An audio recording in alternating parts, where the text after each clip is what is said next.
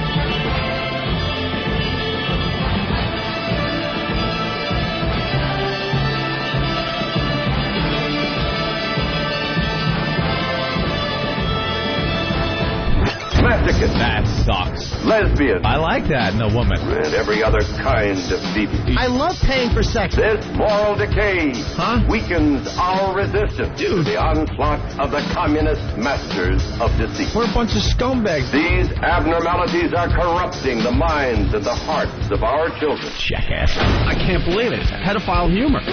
It's depressing and horrendous. It's awful. A bunch of idiots. Perversion for profit. Here it comes! Here it comes!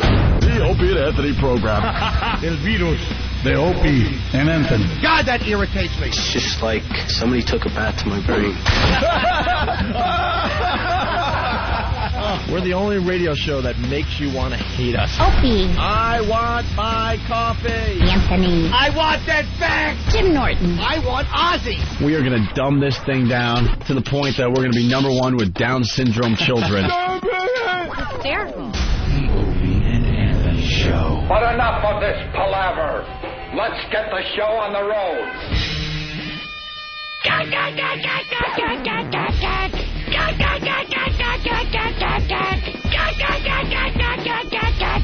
Let's do it! O&A Party Rock!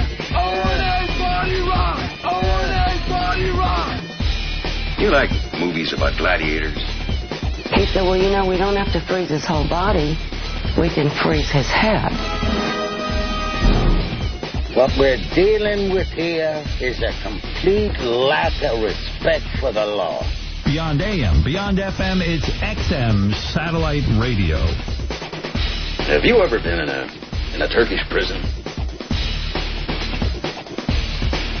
I'm gonna kiss you on the mouth. Do you want to kiss me?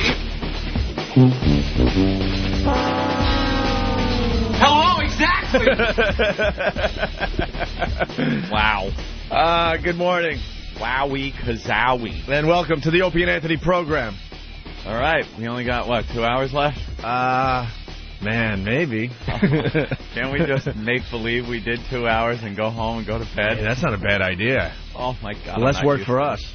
Oh, I'm not used to this. We could just make believe we've been here for 2 hours. Why not? We'll recap Jim Norton's HBO thing, and we'll go home. And then we'll leave. Because we really have nothing else after that. Oh, my goodness. So why should we even bother? Why should we even try? Why, indeed. I guess it's Whip 'em Out Wednesday. It is Wednesday, right? I'm not even sure. Oh, my God. Oh, my God. It is. And then we do this show. Then we go home just to go to bed to do the morning show tomorrow. What? Welcome to the lifestyle. Welcome to the lifestyle. Morning radio. Wow. Well, it is wow. We should get that out of the way, even though it's raining. And not raining everywhere. Oh, yeah. I'm willing to go out on a limb and say, oh, yeah. I don't believe it's raining everywhere. Yeah, but it's all about us here in New York City. It really is. Selfish idiots we are. Self-centered asses. I don't know. It's winter. That's all I know. What? Everyone showed up in winter coats today. Yeah. You got your big, huge winter coat again? I hate wearing that thing when it's, we've had days that are almost 90 degrees. I thought I wouldn't have to wear that anymore.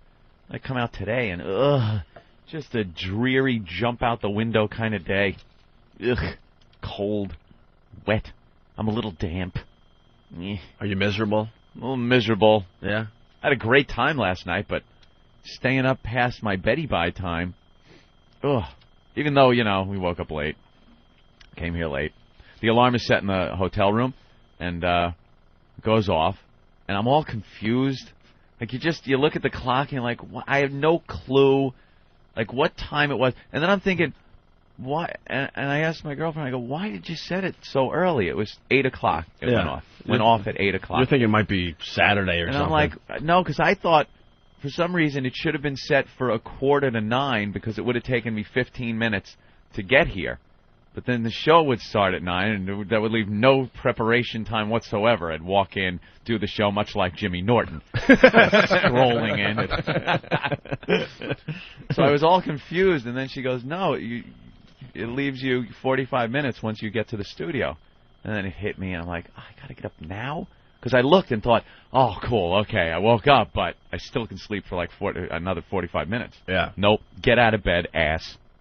You got a job to do. So I kind of rolled across the street. Here I am, exhausted. Okay. Well, we should tell people it's Whip 'em Out Wednesday. Yes, it is. One of these Wednesdays we'll really start promoting the damn thing. But basically, go to opieandanthony.com, especially the new listeners, and send in a self-addressed stamped envelope. That's how you get to start playing. And we send out a WOW sticker. You throw it on your ride if you're a fan of the show. It serves two purposes. It shows other people, hey, I listen to this show. I'm a fan of these guys. Support. And then it's a little extra bonus, if the girls see the WOW on the back of your ride or your car or whatever, and they feel like it, they're going to flash you as you're driving around. They see it and go, oh, I know what that means. It Pull works. up next to you, a little flashage. Yeah, it works great. It's happening all the time. And to be in the game, you just got to get a WOW on your car. Simple as that. So, self-addressed stamped envelope. The address is up on opieandanthony.com, okay? Right. But it's not about us today, Anthony. No. It's about little Jimmy Norton. Little Jimmy Norton. What a night he had. We went to the HBO taping last night of Jim Norton's half-hour comedy special. And I guess it's going to air in August, Jimmy? They originally said June. Now it looks like August. We don't know exact dates. They keep changing. And really? And I don't even know where to begin. I guess we should begin by just telling everyone that wasn't there last night that Jimmy just destroyed. Absolutely destroyed. Yeah, when you see this, you're going to be floored. You just killed Jimmy. Thank you, and thank you guys for coming. I know it was like a late night and a pain in the ass. We wouldn't miss it. We wouldn't miss it. I missed that one. Yeah, of course. I mean, he was talking to me and you backstage like it was a chore. I'm like, are you insane? HBO taping? I mean, of course we're going to be here. And I've seen Jimmy probably I was trying to figure it out this morning, probably 100 times, Jimmy. Yeah. The rhythm and the pacing last night was the best I've ever seen. It was unbelievable. It was unbelievable. You stepped up to the plate, and like A-Rod, you kicked ass last night. Like A-Rod, huh? Well, I pulled a little lad out of the street. 10 RBIs, 3 homers. Yeah, no, you just destroyed last Grand night. slam. And it was just a lot of fun to witness. And you know what? Another thing I got to say really fast, get it out of the way before we really start goofing, because there's a lot of stuff to goof about. The fans were just unbelievable last night. Amazing. I got to tell you guys, I mean, you just get it. You get the show. You just get it. Mm-hmm. You know, there are times when, it's time to be an asshole in a crowd setting. But you guys all knew how important it was for Jimmy last night, and you guys came to the plate too, man. I don't know how, because they are just a bunch of animals. It was a room full of animals that, for some reason, didn't just rip people's throats out like they normally do. Scream out shit in the middle of Jimmy's act during an HBO taping. I completely expected it. Really? I am surprised as hell that they didn't. I'm happy they didn't, but I can't figure out why they didn't. I thought there would be a couple guys that would have to be slapped real hard. Yeah, at least. But I'm telling you, everyone that went just knew this was different and this was really important, and they just came to the plate. They were great last night. They were phenomenal, man. And Kevin Brennan, who did the first show with me, who was really funny, was a little nervous before the show. He's like, "What kind of stuff are they going to yell?" I'm like, "Dude, they won't really yell. Well, they won't yell. They'll be fine." We got to go backwards a little bit. Yeah, Kevin taped his half-hour special before Jimmy, and technically in front of Jimmy's crowd. Yeah, but he was the only comedian willing to do that, right? The rest of them were a little nervous. A lot of the other comedians, were a little nervous to do their act in front of an O&A crowd. Yep. Kevin's like, screw it, I'll give it a shot or whatever. Yeah. And he did great. I love the guy. I've seen him at the Cellar many times. But he got some advice from you before the show, right? Well, he was just like worried, like, what if they yell? I'm like, dude, if they yell, just bite their fucking heads off. He's like, what kind of stuff might they yell at me? I'm like, he was like worried that there's like these little radio terms. Right. He's like, well, is there like a trigger word? I'm like, dude, it's not the Manchurian Candidate. They're a bunch of psychos who enjoy the radio show. A trigger word. Trigger word. Yeah, can you imagine he's just doing a stupid bit and just happens to have the word shit dick in it or something? Oh, God. Trigger word for those animals is good evening, ladies and gentlemen. Please. He was afraid he'd say something like, and the ace of spades. That's funny. Much to raise. Shut up. Poor guy's got to concentrate on his act, and he's backstage trying to figure out if there's any trigger words that he's got to stay away from.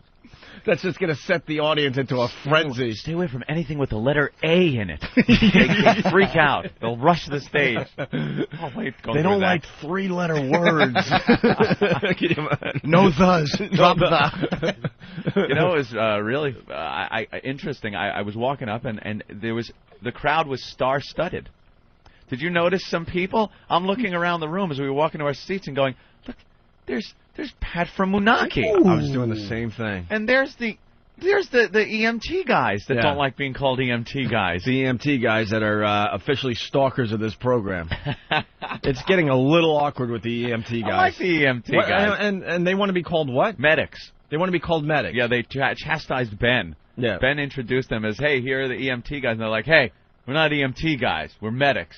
Calling us EMT guys is like... And then they gave some kind of analogy that Ben couldn't quite understand. And he hurked and jerked, and off he went. Well, I never got an answer. Well, the EMT guys were sitting right behind Ben, right? Yeah. Yeah, and they're stalkers. I mean, because it's getting awkward. Every morning they're right outside the building, and we have to wave to them every morning. Yeah. They're not saving people anymore. Mm-hmm. They're making sure they're in front of the building. They know when we arrive, and we have to do the awkward wave, like, good to see you guys. It's like, hey, how you doing, guys? Right. Glad you could make it.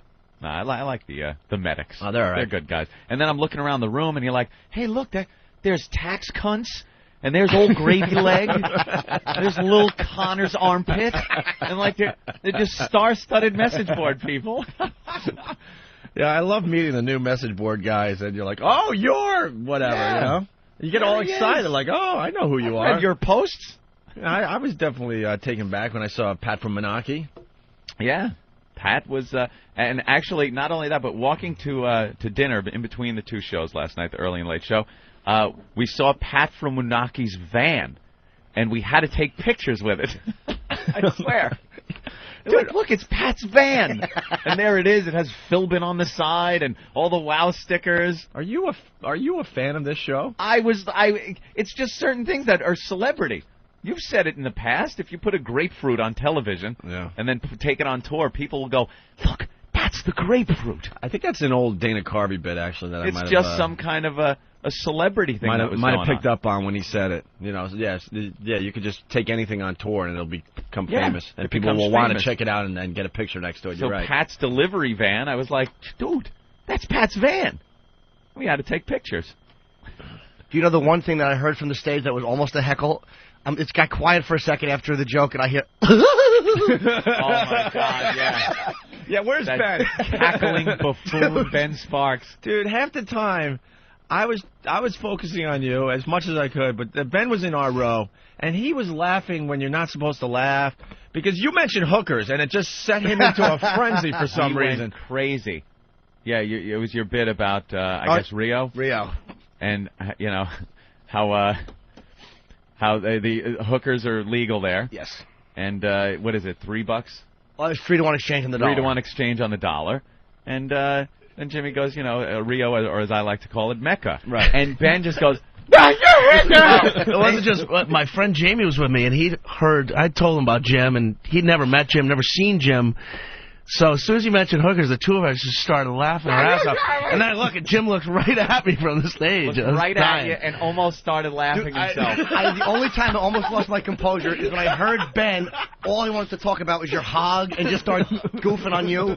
And look, Herky. Right. I just leave your act and go into just mocking Ben. It was so hard not to just herky and jerk and goof off. Well, you did herky on the second show. Yeah. Oh, that was the second show? Yeah, he did it on the first. You did on the first? Okay. It was funny. A little herky jerky for him. That was funny, though. You know, I've seen a lot of your act and, you know, the comedy stuff, but that's funny. Oh, thanks. And I was, you know, and I'm with a group of my friends, and then I got Earl in my row. By the way, Earl was mortified by certain things. Oh, was he there? But, man, that was funny. We were just laughing our asses off. Yeah, it was an unbelievable set. It really was. And you showed restraint, Jimmy. Because, like you said, how could you not go off on a tangent on but he knew damn well if he would have gone that road, the audience would have gotten involved. But HBO would be jerky gravy leg. HBO would have been backstage like, what the hell did we get ourselves into? This is all inside stuff. I mean, the audience is laughing their balls off, but we can't throw this on HBO. I had to do stuff that could be left in. Like during the Late Show, there's one point where I do a bit of the military, and I'm in this car with a soldier, so I threw in a little Pat from Munaki laugh, which the crowd loved, but that can stay in because people at home are like, all right, they enjoyed his little laugh. All right, whatever. It's not too inside. Right. But yeah, you definitely showed restraint. Pat almost got a standing ovation during that one. I know. He actually waved a little to the crowd. Yeah, that's me. That's me. He's doing me. Tip this insulin. I'm even hooked on the Pat now, man. I'm trying to imitate him. Well, you know, there he was, you know, in the audience like a star, like a celebrity. Like when you pan the seats at the Oscars and they zoom in on the celebrities and stuff. Pat was one of those guys. Everyone's looking over at him. Look, that's Pat. What's going on in the line outside, too, before the second show? Yeah. I walked over. I was like, hey, Pat, what's going on?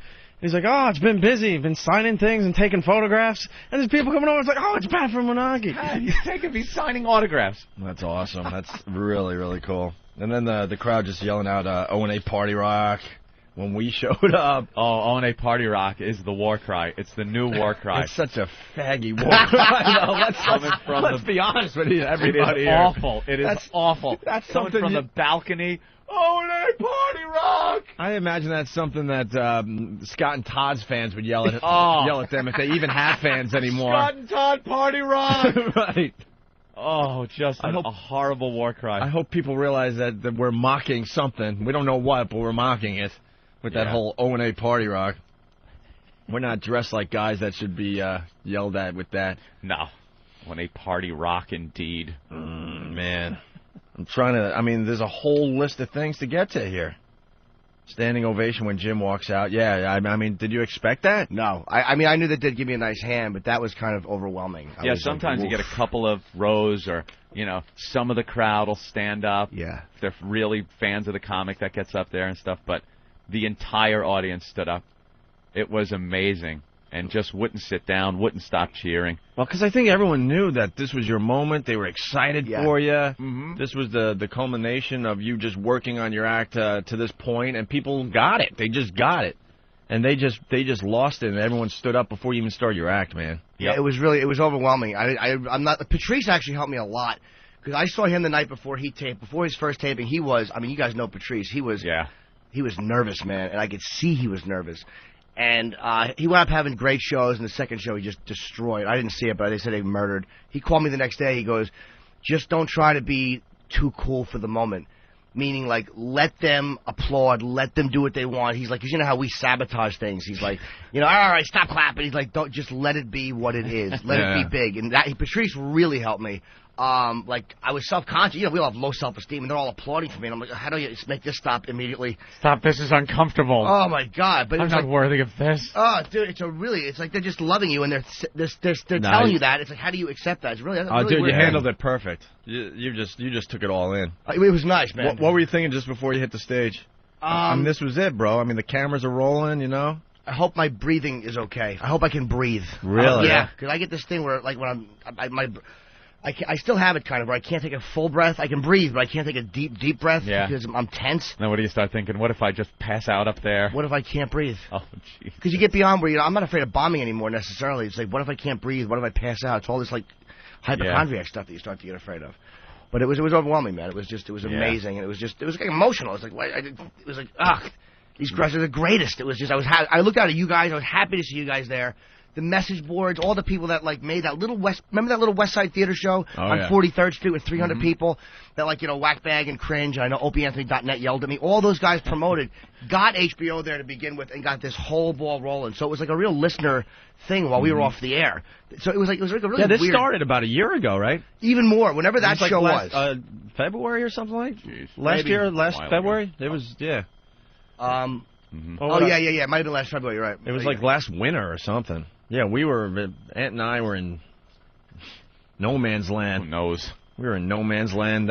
Jimmy had to find us. I think I don't even know. I think it was in California. Who knows where Anthony was? I didn't talk to him for months at a time, and we had to all get back together for this reunion for Jimmy. Remember that? Yeah. Well, hey, what's up? What have you been up to, man? How you doing? I used to do a show with this guy. And then we were awkwardly taking pictures with fans, I remember, and I'm like, man, we've been out of the spotlight for a year at this point or something. It was really strange. But then last night it all came together, obviously. That show started the whole ball roll, and it got promoted through all the message boards. We had no advertising in New York, so that was all the fans, man. Voss is coming in today, and I think he was the one, as we're all leaving last night, finally at, I don't know, like 12:30, whatever it was. He's like, don't forget to... don't let Jimmy off the hook. He was blowing kisses to the audience. Did you blow kisses to the audience? Dude, and this is because I didn't see it. On the Late Show, and boss, you're a tattletale and a scumbag. Oh, a tattletale, like no one's going to notice in August. This wasn't a little show in Boston like it's hearsay. Dude, I came out, and like you have to come out and do a quick like encore wave. It was just part of it for the credits. So I'm waving, and I as I'm backing up, I blew a kiss, and as I blew a kiss, all I'm thinking of is Voss and Patrice are going to kill me for this. As it comes off my lips, I know I'm fucking finished, and I can't believe I just done. That. Stupid Voss, though. That's the only thing he had to say.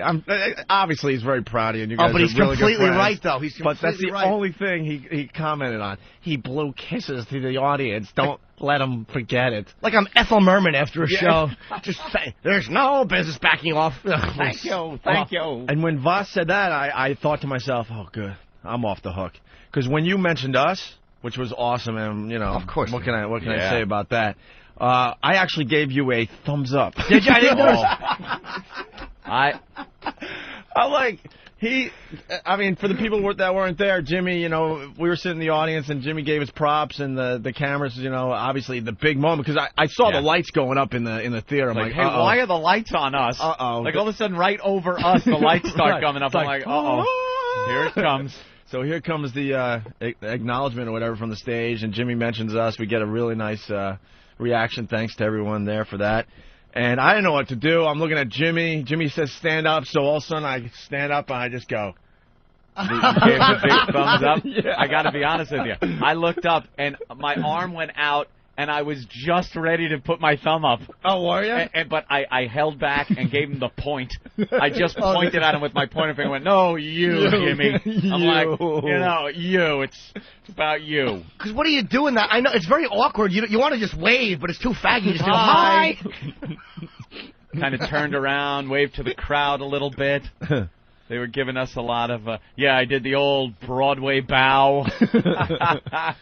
And then I did the Queen wave. You did the Queen wave? Yeah, for the people in the balcony, I just did the Queen wave. Kind of shook your hand back and forth a little bit? Yeah, slightly.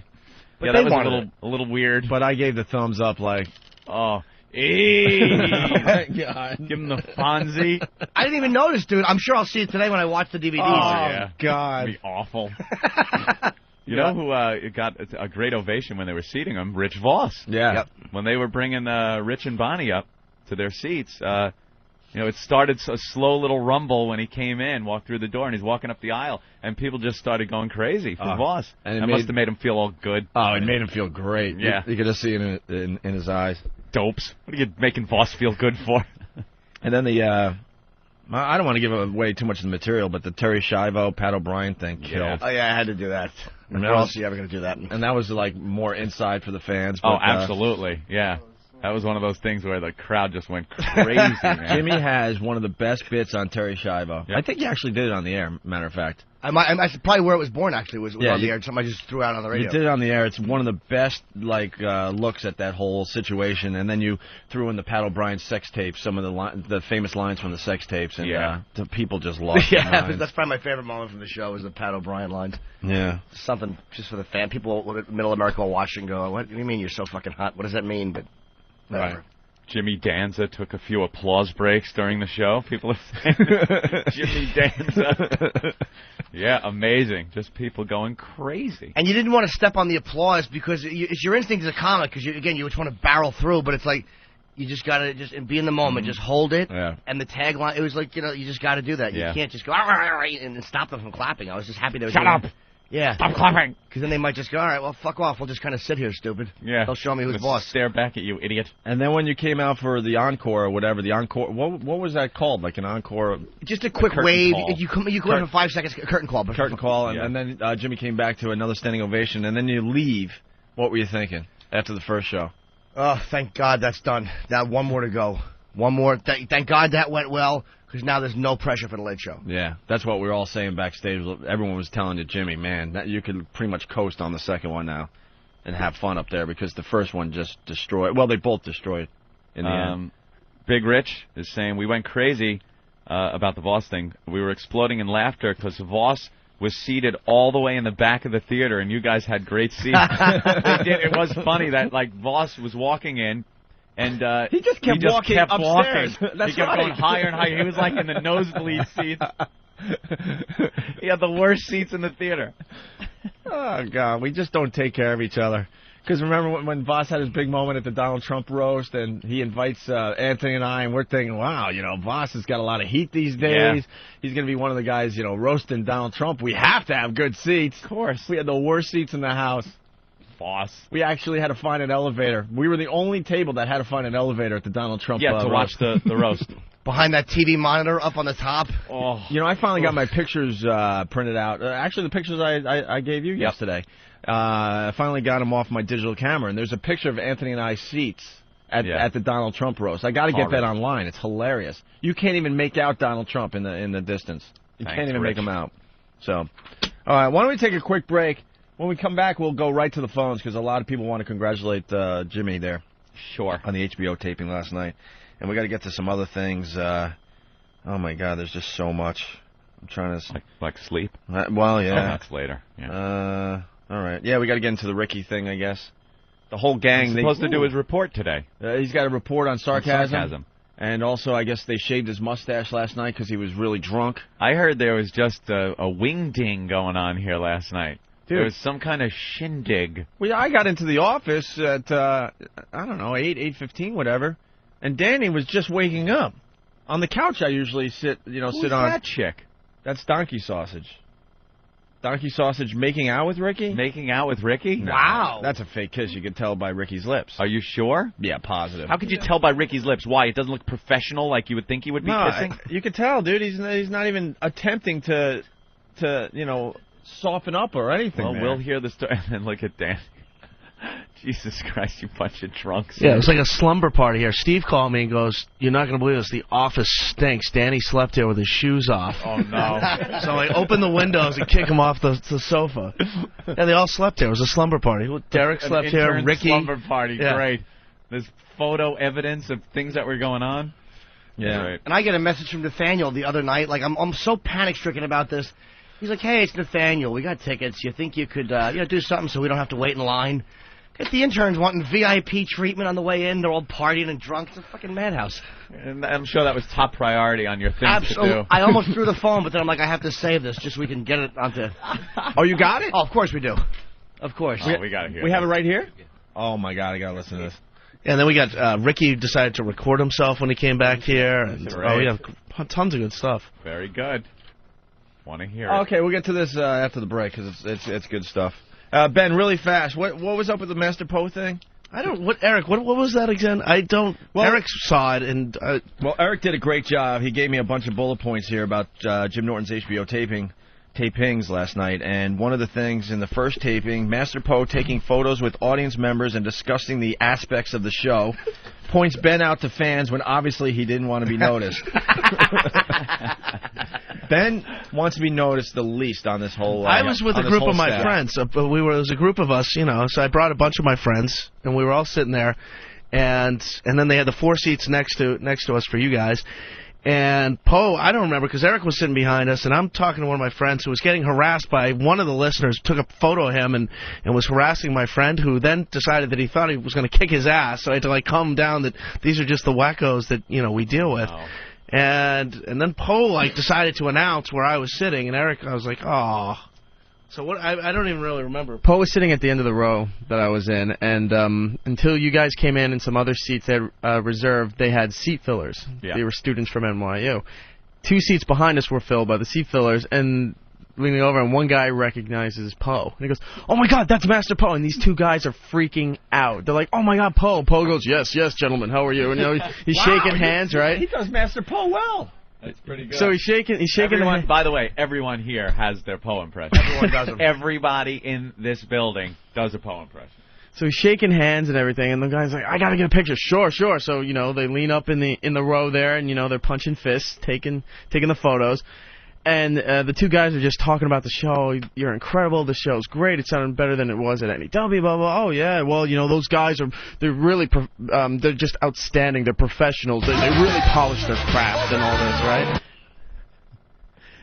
And so then he goes, "Oh, but if you want a real treat," and then he leans over to the second row. And he goes, "That's Ben right over there." Oh, boy. And Ben goes, "Oh, great. Hi, how you doing?" And then Ben turns around real quick and just ignores everybody. Blew up his spot right there. I'll blow up Ben's spot and Steve's spot. They hate the fans. Yeah, Ben cannot stand you people. They really just don't like you Ben guys. hates you people. So does Steve. Yeah. Steve and Ben can't be bothered. I just want to be left alone. I don't want to talk to anybody. Steve hates the fans so much he didn't even show last night. I couldn't make it. No, I know. I shouldn't do that to him. He was stuck in traffic. But who else does the Master Poe impressions? Maybe everyone should step forward. Everybody. Who does a Master Poe all the impression? interns. The interns? Yeah. All the interns do one. Who else does one? Who wants to step up to the mic and do their Master Poe Steve impression? C does probably the best one I've heard out of everybody so far. Yeah. Yeah, Steve does a really good Poe impression. Steve, I know you couldn't make it last night. I know.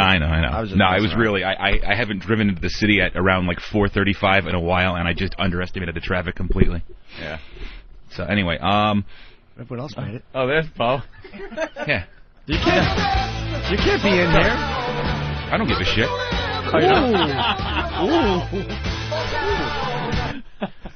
First of all, yeah, Poe does not walk. Poe moseys. Right. That's true. I've seen it. He's got a walk that sort of, he's got both hands out like this sometimes, and he'll put one leg sort of bow-legged out in front of the other and walk You know, sort of like this. Sort of It's good visual. It's almost like a keep on trucking walk. Yeah, it's very that's accurate. That's very accurate. Mm-hmm. And let's see, I need some Eric, stand right here. So say you're in a room. When Poe walks into a room, he seeks out the person that might physically be the biggest threat, and he walks up to them, folds his arm, puts one leg in front of theirs, and goes like this. As to block the guy off. As to block the guy off. He does like a genie pose. Yeah, thank you. Genie pose with the arms folded, and his shoulder is now against the threat's chest. Steve does some good radio descriptions, though, and he does this. What? Sorry. I apologize. He folds his arm in sort of a genie pose. Then, Poe loves hot chocolate. We didn't know this. Yeah. Ooh. When Poe hot chocolate fan, Poe.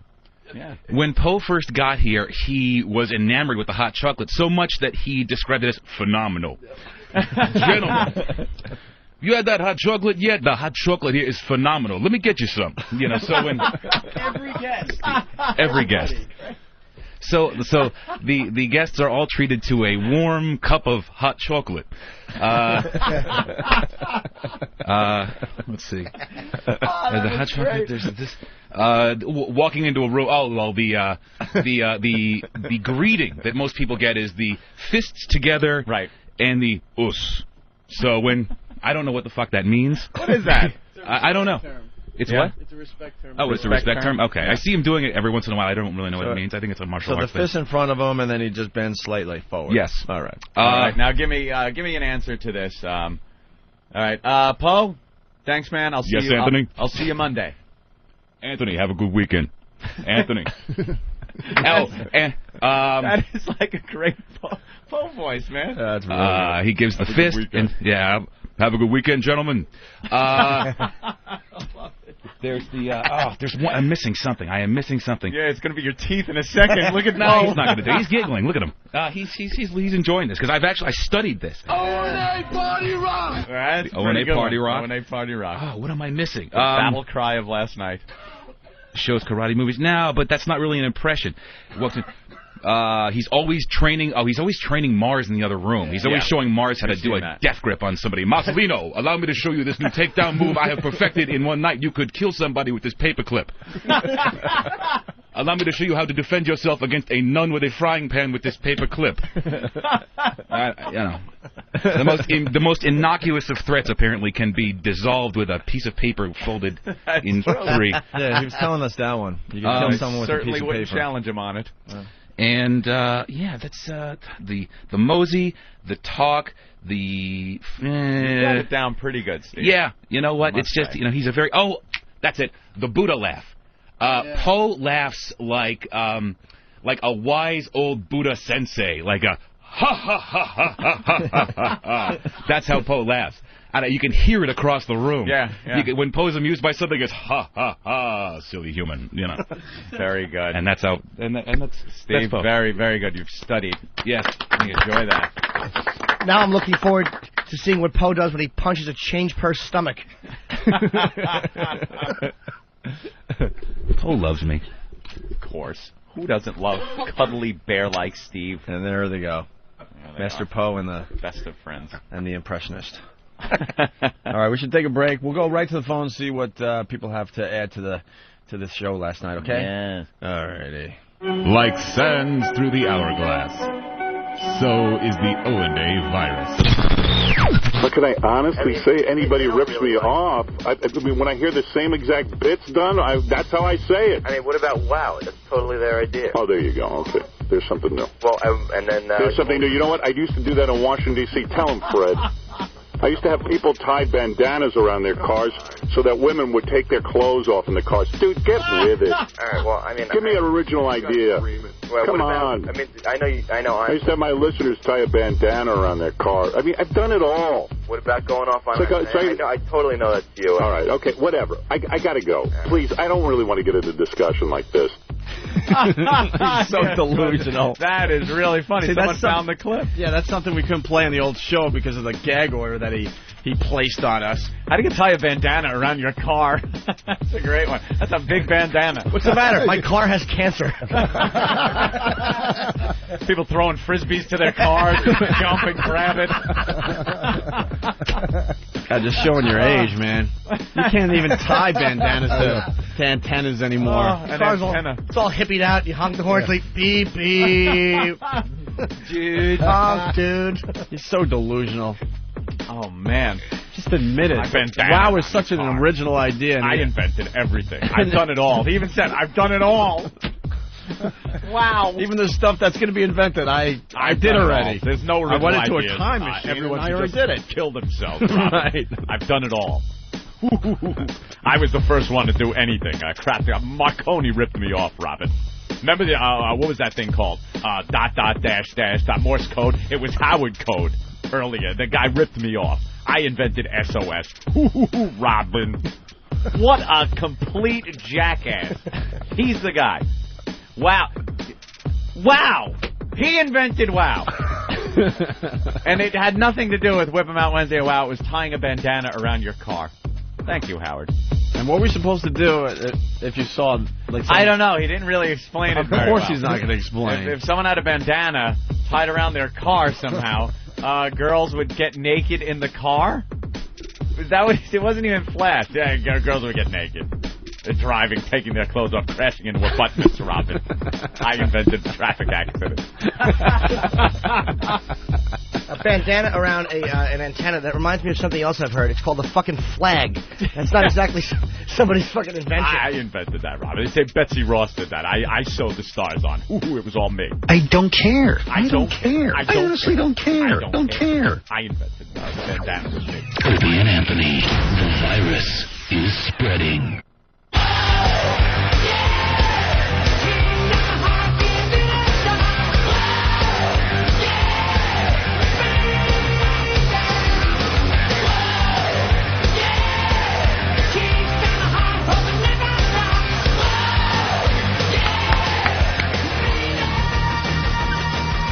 I think I fell asleep for a minute there.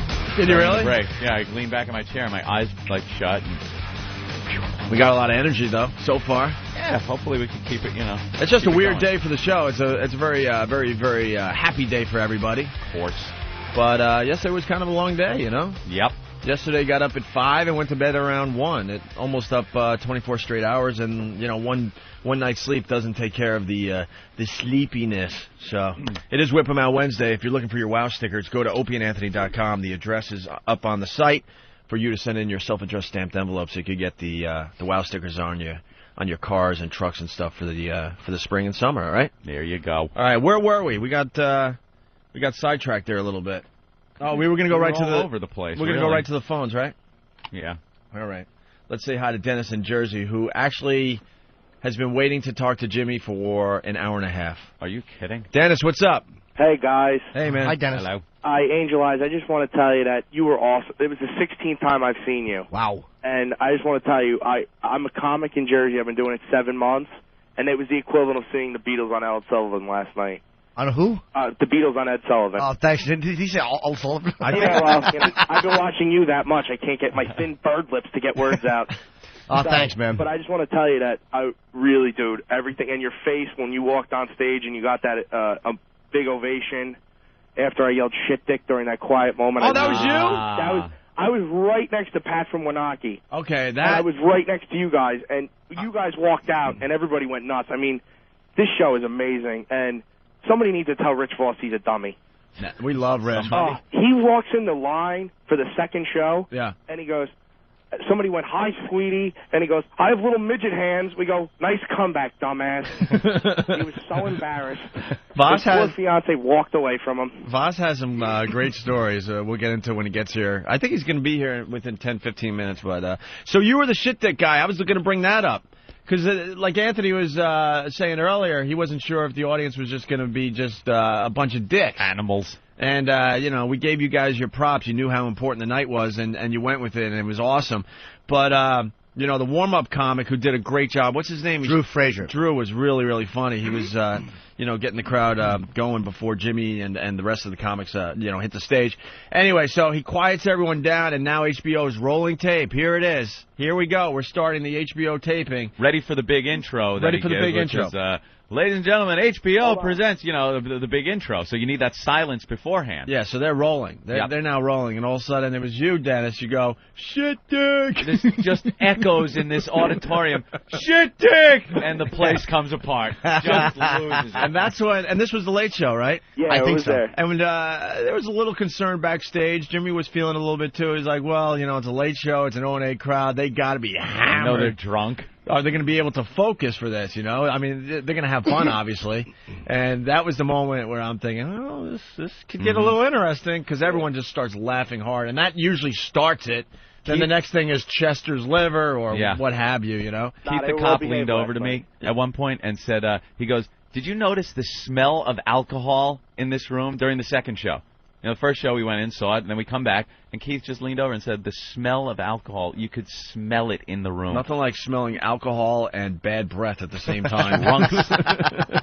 You drunks. So then the guy has to kind of make an announcement, and as he's making the announcement, you could hear it in his voice that he thought it was pretty funny, though. Oh. He's like, look, you can't, I forgot what he said, but basically, you can't, please don't yell out anything. It's just tape is rolling, and you're just going to screw it up for the comment. Yeah, there you go, okay, yeah. But he had to make the announcement because of you, Dennis. Thanks, guys. Punch it out. Thanks for coming, man. There's Dennis from Jersey. Let's go to Steve from Staten Island. Steve, what's up? This is Pete from Staten Island. Yeah, what's up? Oh, I just wanted to tell him what a great job he did last night at the show. Thanks, buddy. You stopped. I sat in the row just before O&A to their right a little bit. What's that? Yeah? What'd he say? He sat in the row just before O&A to the right a little bit. Oh, that's kind of my telling next us question. where he sat. And he, Thanks. Steve, any highlights or what? Somebody, I think it was Anthony, was just saying how everybody reeked of alcohol. I don't know who all the guys were sitting around me, if they were all your interns and everything, but my wife and I were like, these guys really stink. We couldn't believe it. We were there for the Late Show. Apparently so. They were drunk, too. They ended up sleeping here last night. I'm wondering how many guys brought their wives or girlfriends and they had no idea what they were about to see. No, I know. That's always...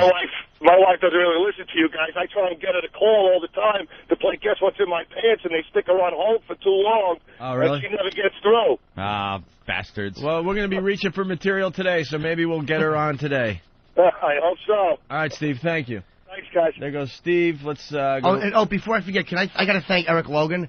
And XM, they sent me a nice cheese box. It was like a little weird box of like cheeses and well-wishings. They did? Yeah, and Logan called me at home just to say good luck, so thanks, man. It's very appreciated. That is very nice. I just had to say that before. Elo. Logan is just awesome. Phenomenal, dude. He's just amazing for us.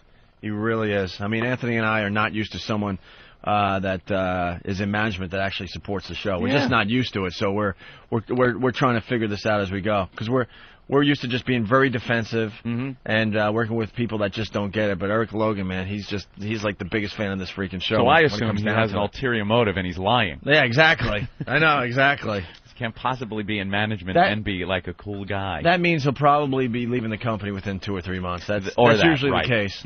Because, I mean, in the past, we've had people that could have been the guy, and then all of a sudden they're packing bags and boxes in front of us. The famous Ron Valeri story is just unbelievable.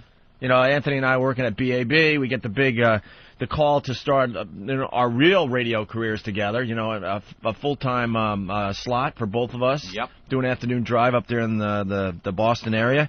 And the guy who hired us, who kind of discovered us, was this guy Ron Valeri, who was the PD up there. And he was coming down to Long Island every weekend to see his wife or his wife's family. There was something going on there. And he heard Anthony and I on the radio, basically, and went, whoa, I want these guys bad. So he was the one who hired us, and we were pretty excited because he had a name in the business at the time. And we get up to Boston, and within 2 weeks? Not even? Not even. Like, I think that we commit ourselves to make this move, okay? And it's very important to work for a PD that gets it. And to work for the PD that hired you. Right. Because in radio, when they bring in new guys, the old guys that the old PD hired usually get fired. All of them get fired. So the PD can bring in his guys. Right. It's kind of like when a coach comes in, and he wants to bring in, his coaching staff. Or when the head of the mob guy gets killed, and there's a new guy, he brings in his boys. So we're so excited. We go up to Boston. We're about to begin this gig, and we sit down for our first meeting with the program director, Ron Valeri, who went way out of his way to hire us. We're in his office, and we notice his office is a little stark. Yeah. And there's boxes around. There's boxes all over the place. And, he was pretty much telling us, welcome to Boston, welcome to the station. You're going to love it here. And he's just kind of casually, taking things off his wall and starting to throw them in his boxes. Yeah. What's going on? And it turns out he got hired to be a program director here in New York City. Yeah. So he was leaving. He was leaving. And that's when they hired Dave Dickless. From the middle of fucking nowhere, who just never got it. Just never got it. Yeah. So. Wow, where'd that come from? Oh, yeah, Elo. Oh, yeah, so Elo gave you the basket. Yeah. I'm sorry, Jimmy. No, dude, I just wanted to thank him. It was just fantastic to get that call, and it was just really, really supportive. Very nice of him. Yeah, it was All great. right, let's go to Mario in Brooklyn. Mario? What's up, guys? Hey. Jimmy, you ripped it last night. Thanks, Mario. It was very much. excellent. I don't know how you speak so eloquently and talk about Terry Schiavo, but you think that stuff would make the HBO special? Well, I don't know how much of the final. I mean, HBO obviously has final say, but they give the comedians quite a bit of freedom on what set we want to use, on what we want to cut out, because I have to cut 10 to 12 minutes out of each set, because it's got to be 25 minutes, 27 minutes. So as far as Opie was just talking about, how many girlfriends had no idea what to expect, I had to give my girl a warning as far as Jimmy's cancer jokes. So, because her mom is suffering for cancer right now, so oh boy, I had to lay that in just as a warning. I really didn't do any cancer. I just did the one cancer reference, cancer patient shitting, which that was just kind of not really a cancer patient joke. But congrats. Had I known, I would have done more.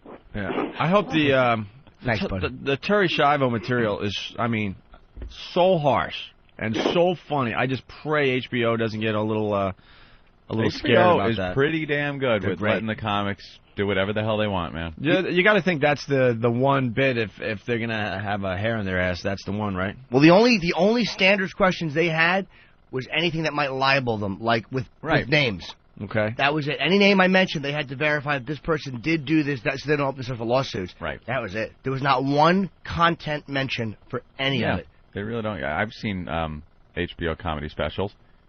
Some of them, they let the comics say whatever the hell they want. Absolutely. There was not one mention of content other than... Ooh. Hi, Rich. Look who's here. Hey, Butterfly. It's you Rich killed Moss. last night. That was great. What's up, Rich? It was great. Thank you, man. Oh, God. I got to tell you, I got to get right into it. Everyone was commenting how tan you are. You are the tannest individual ever. I know you got back from Atlantis at least a week ago, bro. I can't get a cab. I try to get a cab here. That's wrong. I can't. Look at this contrast between Jimmy and Boss. You are so dark. Thanks. It's brutally hot and sunny down there. Wow. Get your hand off me. Why? It feels good. You know what? When I walked in, I thought Jimmy was going to throw me a kiss. That's a good way to end this show. What are you, Carol Burnett? Jesus Christ. The guy kills. Yeah, and then I'm fucking him in the ass. Bye. What's wrong with you? Dude, and then I'm smashing her head against a brick wall. Love ya. As soon as my hand left my lips, I thought of you and Dummy. Even in my finest moment, I have to think about my friends shitting on me. Those awful comedians. What are you, fucking Kennedy in Dallas? Throwing kisses? You're the new Pope? Jesus Christ, you just talked about rape material for an hour. Love all of you. I love you all. He was overcome by emotion. No, How do you know he was blowing a kiss from the seats you had? I walked on top. I'm not going to sit down there in the middle and be seen in the audience. I'm a fucking celebrity. Be seen down there. That crowd was great, huh? Weren't they awesome? They were on fire. You walked out with Bonnie and everyone was giving you your props big time, but then people started laughing because you just kept climbing the stairs higher and higher Well, and higher. That's what we shot for Patrice, too. Well, that was because of the smell. But no, it's just, you don't want to sit. Well, because during tapings, comics, it's hard for us to sit down. We want to kind of like even stand to the side or something, you know. You want to shadow box along with the comic on No, stage. that's my bit. If a comic shadow boxes before he goes on, he stinks. That's like if you're going to have heart surgery and you look over and the surgeon's shadow boxing, you're fucking dead. All right? Big C from New York says, Voss looks like C. Thomas Howell in Soul Man. Ooh. There you go. Not bad. Yeah, I did get a lot of color. Speaking of, I don't want to do any, speaking of black, but I was watching the news this morning again, and this little black girl, the 5th grader, got handcuffed. Everybody's in an outrage, but isn't school supposed to prepare you for your future? I mean, Jesus, boss. You recovered from going, isn't school proposed to? I know. That's a good joke. To. You can recover from that. I know. Nice I woke up late because my dumb phone, I have an alarm on my phone, but I forgot last night I set it on vibrate, and I didn't hear it in my ass. And I'm Wendy Liebman now. I'm doing all my punchlines on. God, did you kill this? It was so much fun. No, but he was. Listen. We used to do gigs at open mics, like in Red Bank. There was a little club, the Laughing Bee, and we would go down, right, do gigs, for free. It was a coffee house, right? And this was I say 10. We're 92, maybe 93. I don't know. It was a while. I was just getting divorced. I think you'd go down, and And we would always go, me and him, and from that to doing an HBO special, I mean, that's a lot of cock to suck. Something just transpired here that is just beyond me. You were just handed a note, Rich. Uh-huh. Look what it said. No, don't. What? Don't even start digging. Eric just handed Rich a note that says, need money for your food. Now, I'll bash Rich along with the next guy, but he is a guest on the fucking show, helping out. He's coming in here free of any financial gain. How does the show not pay for Rich's fucking food? Nobody has money out there. That's why. Everyone's broke. It's an egg sandwich and a coffee high roller. Yeah, I'll get that. Maybe when we go out to dinner, you can get There is no way any guest coming in on this show should have to pay for their own food. They never do. I was just told, ask Rich for money for his food. Nobody has any money out here. Okay. It depends on the That's guest, what I did. Anthony. You want to start, paying for Stalker Patty's breakfast all of a sudden? No, because that's not a guest that's coming in that It's a guest. No, not Stalker. There's a definite line between a Rich Voss and a Stalker Patty. Yeah, you'd fuck Stalker Patty. I'm just saying, not to pump up the guy's ego or anything. Let's go back to... Oh, shoot, we just lost Mark. Mark? Yeah, he was waiting a while. Let's go to Rob on Long Island. Rob, what's up? Jimmy rocked last night. Jimmy, you killed it. I felt like a grandparent watching his retarded kid graduate college. It was just like, it was phenomenal. It was just like, your timing was great, man. Congratulations. Thank you, man, very much. I hope the audience took care of you. They were phenomenal, dude. I could not have asked for better crowds either show. So thank you. You have such a cross-section of demographics. I swear to God, there was people, all walks of life sitting there, and I was sitting between two of them, but it's my own fault for bringing one of them along with me. All walks of life. Idiots and retards. Brain dead and murderers. Brain dead and comatose. What was the highlight for you? Definitely, I'm looking forward to the next hurricane coming up. Oh, yeah. That was very funny. That was a really good bit. Jimmy gave a couple little clues to my future, I would say there. All right. But the porno thing at the end was great, too. Cool. Talking about the black porno guy. Oh, Lex Steele, yeah, man. Oh, my God. I was howling. My jaw had to relax for like a half hour after that show because it was just so tight from laughing. Thank you, Angel. Cool. All right, Rob. Kevin Rock, too. Yeah, well, I like Kevin a lot. Brennan's great, man. They told us that we couldn't sit in the audience for his half hour. I was bummed. I really wanted to be in the crowd for that. They were just a little nervous because... I thought it would be cool. I thought we shouldn't, because the crowd, you didn't want to put any attention on us. Might have got a little rowdy, Yeah, let the comic do his shtick. Do you know what stupid Patrice said last night? What Jason? I go, how can Patrice didn't come? Jason said, well, Patrice felt that it was your night. He didn't want to take attention away from you because he draws so much attention. I go, that's self-centered douchebag. What was he going to do? Climb the Skirball Theater with a blonde on his shoulder? He didn't want to take attention from him. He'd look good chained up on that stage, wouldn't he? Jesus. Don't take pictures of him. I talked to Jason and I said because I was kind of because Patrice is the one who relaxed me when I was so and Patrice I just did said he rub your belly and go come on. But I was kind of hoping he would come. It was all right. I'm a comic. I know how it is. You're like, fuck it. I'll see. Whatever. We don't care. It's what we are as comedians. He had some glass dildos to buy somewhere. Exactly. Yeah, he had to dehumanize some poor immigrant for $3. Let's go to Joyce in New York. Joyce. Hey, good morning, everybody. Hey, Joyce. How are you? Good. Jimmy, I have to tell you, when I went on and you came on and walked in, before your bald head made an appearance, I jumped up and screamed, and everybody else stood up, and it was just a wonderful show. A night of love. It really was. Really it was like was. You follow a comic from their beginnings. You see them come on an HBO special, and you think, my God, your friend has arrived. Thank you very much. It was wonderful. And you two rock stars walking in there, commanding everybody's attention. Opie and Anthony. It wasn't our night. Well, it wasn't. It was very nice to have the audience It was respond great. like that. We almost didn't get to see Jimmy because when they let us in to see Kevin Brennan, they told us we couldn't stay for Jimmy. Oh, okay. You went to see Kevin had his solo show. We stood online 2 hours prior so we could get in. And then they handed us a ticket that said 9 o'clock. So I whipped out my email and said, wait a minute, I'm here to see Jimmy. Whoever the hell this Kevin guy is, I'm not here to see him. HBO is a bunch of nervous Nellies, weren't they? Running around like crazy with their radios and stuff. We need 2 seat fillers, and this can't happen, and the 9 o'clock, and this.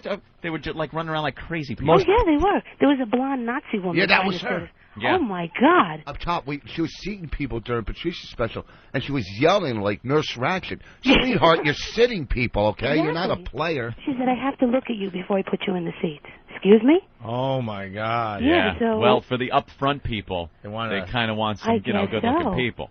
So a bunch of us stayed. Didn't have much to choose from then. I'd like 2 3s and a 5, please. Right. Just a second. Jesus, is there any 4s in this whole damn place? They're all well-dressed, nice people sitting in the front couple of rows. Kevin wasn't bad at all. I mean, I was glad I saw him, but the crowd was not an O&A crowd. The people that were around us, especially the black woman knitting. I didn't see her. There was a black woman knitting right in front of me. Knitting. Knitting? Unbelievable. It was better than stealing.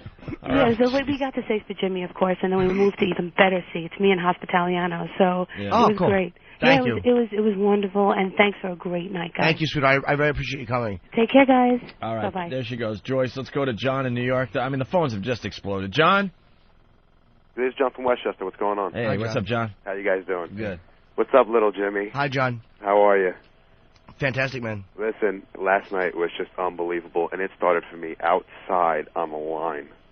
I mean, I got Stalker Patty, shrilling voice, 2 people behind me. I was going to shoot myself or jump in front of a bus, but good thing I didn't because I got to see yesterday. She was there? Yeah, she was there. I saw her from the stage. It's amazing because the lights. Really? And that's what you need to do. Just look at her dead, non-reacting face. That's a real mood booster. I didn't get that joke. Oh, great. She's a great supporter, but she doesn't know what she's supporting. She's just yeah, she's one of those people that is supporting something she has no clue about. She doesn't even know. Online trying to be a rock star, but couldn't be. She just wanted all the attention, and then she just put her head into her shirt and was just done. This show is against everything she believes in. It really is. It's our sense of humor is nothing like hers. She is into being nice to people and nice things. Being charitable. She doesn't like sex or bad words. She gets embarrassed. But she supports this show like a lunatic. Yeah. And where's Stubby Fingers? I'm over here, man. Seeing you pace outside that line looking for attention last night was the I didn't look funniest for attention. First of all. You work in the line, Rich. First of all, the difference is you were standing on line. That's one. Second of all, I just walked in. But that is kind of funny because I did walk past the line going O&A stink just to get their attention. All right? You're walking with a hot broad. You want those mutants to look at you, And Bonnie was looking good last night. Certainly was. She was very funny in the green room, too. Oh, man. she trashed me. Killing you. But hey, Rich, how come you left the room right before the set was over? We went downstairs to the dressing room, right? No, we watched the whole set. You mean when he came out, right when he came back out for his standing O and to throw his kiss, One, I didn't want to catch hepatitis, and two, we wanted to go down to the dressing room before, You know, I just figured you stop smiling. You know, black guy in the dark. Oh, you know what? You start off with such a good call.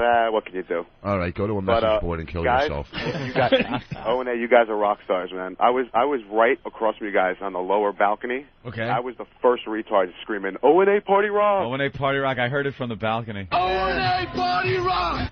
All right, boys. Listen, have a great show. All Jimmy, right. you rock. I can't wait to see you again. Thank you, mister. Have a You good know, one. you're so lucky that, and you were even saying this, that this was taped in New York. Can you imagine how horrible that would have been if it was L.A.? I thought of that too. Like, I would love the only other place I would have found acceptable, obviously Boston, Philadelphia, Philly, yeah. Cleveland would have been. I mean, any of those cities, but New York, they could have done this in L.A. or another city. Too cool for the room. People Dude. in there don't get it. Bunch of industry dummies just sitting there. How awful that would have been. I didn't want industry people there too because they don't laugh. They just sit there and they suck. Well, if you have to do that, next time we just rent Greyhound buses and just ship these psychopaths out there. Exactly. Stalker Patty, what's up? Hey, I want to congratulate Jimmy. He did a stellar job. Thank you, Patty.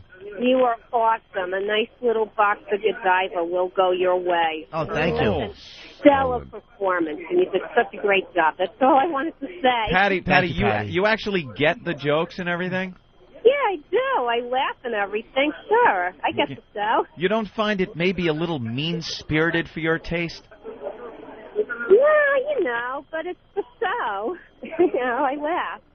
Hey, I had such a great time yesterday. I was hanging out with a couple of people afterwards and whatever. Socializing. You were socializing? Yeah. Yes, I was. Did anyone finger you?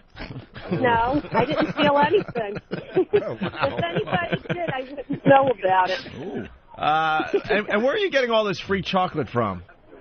Well, sometimes we have write-offs, and then, you know, if it's someone's birthday, I'll buy something for them, you know, and I get a discount, a really big discount in the store, you know, so it's really awesome. A lot of my gifts come from the store. I got my... It's 95% of my Christmas shopping. I got my chocolate hookup on Columbus Avenue. One of your fellow... one of your... know him. What's his name?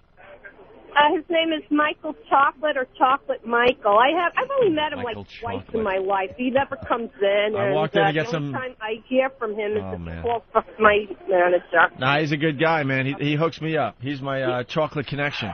Yeah, I know. He gives me his 50% discount. Yeah, that's cool. Well, family and friends. All right. Where are you calling from? Oh, I'm sitting here looking into my cup of coffee at the Brooklyn Diner. Oh. Are you getting recognized at the Brooklyn Diner today? No. No? Do you, No. you ever get recognized at the Brooklyn Diner? Not really. Does she no, have a nobody cell phone really now? comes up to me. Why? Calling card. Patty, you have a cell phone? Yeah, I do. How did you get your whole life together? She slapped Well, you her know, life things together. just fall into place. That's all. For the And I new think listeners, I have to tell you, for the new listeners out there, Stalker Patty was a complete mess.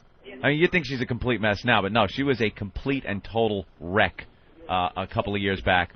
Just about homeless.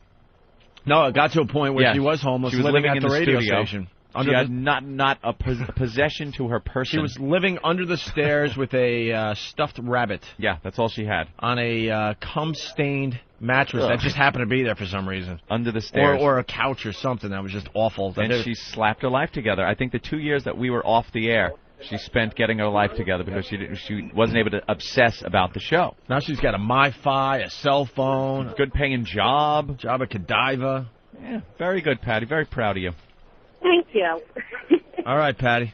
Okay, have a great day. All right, there she goes, Stalker Patty. And the goal of the show, by the way, is to get her to lose all of those. Oh, things. absolutely. Of course. That isn't even a question in my mind. To have her destitute again. That is what we want. Lose her job. Mark in Jersey, what's up? Hey, guys, how you doing? Pretty good. Jimmy, great show last night. Oh, thank you, man, very much. Hey, I come in, and I'm sitting behind 6 Asian girls. They were students at the school. They'd never heard of you before. So they're asking me what kind of comic you are, and I said, well, he's real clean, you know, he's a great comic, he's real nice. As soon as you came out, not 10 minutes into your act, you're talking about banging Terry Schiavo. Good. Outstanding job, guys. Great Thank show. you. All right. Did they stay? All right. Doughboy from Whackbag. Doughboy, what's up? What's going on, guys? Hey, man. First of all, I just wanted to say that I was sitting in the front row, and that fat beast kicked me out and moved me back to the third row, the front row of actually cushy seats. You weren't attractive enough? No, I'm a fat guy in a suit. It just doesn't work that way. Wait a minute, sweetie, what show were you at? I was at the second show. Oh, why'd they move you? Because I'm a fat guy in a suit. Yeah, but they only moved you to the third row. That's not bad. Yeah. Some people were moved right out of the theater. Well, they were told to go see a movie. She's like, yeah, you can go take a seat down front. It's fine. No problem. So I sit down there, and then she walks up. She's like, I didn't tell you could sit here. I just wanted to, like, shit on her. Oh, that's awful. Yeah, she was scary. They run a tight ship over there at HBO. They're amazing. Tight ship. But I didn't know that. I mean, I want messes in the front for my shows. That's messes. It's going to be the attractive people, the model-looking people with the suits. Yeah. That way when they do that camera shot, because I saw the camera behind Jimmy a couple of times, and they get that shot where you see the comic from the back, and then you can see the audience a little bit. They want, good-looking people. Well, Yeah, I just it's wanted HBO. to congratulate you, sir. Thanks very much, man. Wonderful show. Thank you, buddy. Adios, man. All right. And one more before we break here. Todd, what's up? Hey, what's going on, guys? Hey. I just wanted to send out a big fat live fuck you to Frank from down in South Jersey. The motherfucker decided to make a left-hand turn into my truck on the way into the show. I fucking missed it. I couldn't get in there. I had my girlfriend. She was all pumped, ready to go. And we sat there and couldn't get in the fucking show because the guy sucks. Kind of a little wreck. I'm Which glad Frank? to hear that you fucking Just killed some Jimmy. guy, Frank, I guess. Oh. Yeah, he sideswiped me. It was fucking awful, and it's fantastic hearing everybody say how good the show was. So, Thank you for letting me fuck turn you, Frank. into your car. Suck a dick. All right. Some asshole Frank. Later, guys. Bye, fella. A lot of people want to know what you did after the shows, Jimmy. Was there a big night? Well, we've known in the past that Jimmy likes to celebrate in very strange ways when he gets these career moments. The last career moment he had was finally getting to talk to Ozzy Osbourne on this show. It was like a 40-minute interview that just, quite frankly, was some of the best radio we've ever done, and we were all on a high. And you celebrated by, I think, if I'm not mistaken, maybe someone could help us out because the fans know the show better than we do. But I think you got a young lady of the evening, and she did something on your chest or something, right? I don't remember, but I'm sure one of the listeners will. It's very, very likely that I did something awful. So you were, you had this unbelievable high, and then you decided that this is what you needed to do to celebrate. So, a lot of us wondering, well, this was his big moment on HBO. Yeah, how did you screw this up? Yeah. We were off the air when I did the West Brain Music Fair. I did a great show there, and I picked up a prostitute that night, and her boyfriend was chasing her down the street. And he's beating on my car windows. It was awful. He's like, get out of the car, bitch! She jumps in. She's like, help me! And she jumps in my car. And that was what I did after West Brain Music Fair. There's always some type of misbehavior. But last night, I went to the Comedy Cellar and just had apple pie with a little ice cream. What a faggot I'm turning into. Yeah, but he made me take the ice cream and drop it on his stomach. Chocolate, of course. Chocolate, yeah. They gave me a room at the Soho Grand, and I was going to stay, Ooh. but I was like, I wanted to just go home and get up and do the show. You didn't stay in the room? Only because I had to come in today, and what are we going to do? Yeah. Just lay there with no computer and realize I'm in my hometown. I have nothing to do. Yeah, that's true. It would have been depressing. So It no, was I got cool nothing to go out. He didn't want. He wanted to go home right after the tape, and are you crazy? To Yeah, you still gotta hang out. You gotta ride out that high that I'm sure you had. Yeah, we did. We went to the cellar, and that was where I would want to be anyway. And we were all laughing at you in the green room because he was comparing like the HBO thing to the time he was on the Tonight Show. Like everyone in the room could relate to something like that. Mm-hmm. And what was it? The lighting or the crowd The or something? I really am an ass because you were talking about the applause. Right. It was in between shows. They just clapped a lot. And Patrice told me that was going to happen. He's like, just let it happen, enjoy it. And I'm like, yeah, I know. I'm like, I kind of had that. I'm like, if they do that on the Tonight Show a lot, they'll just kind of clap after the bits.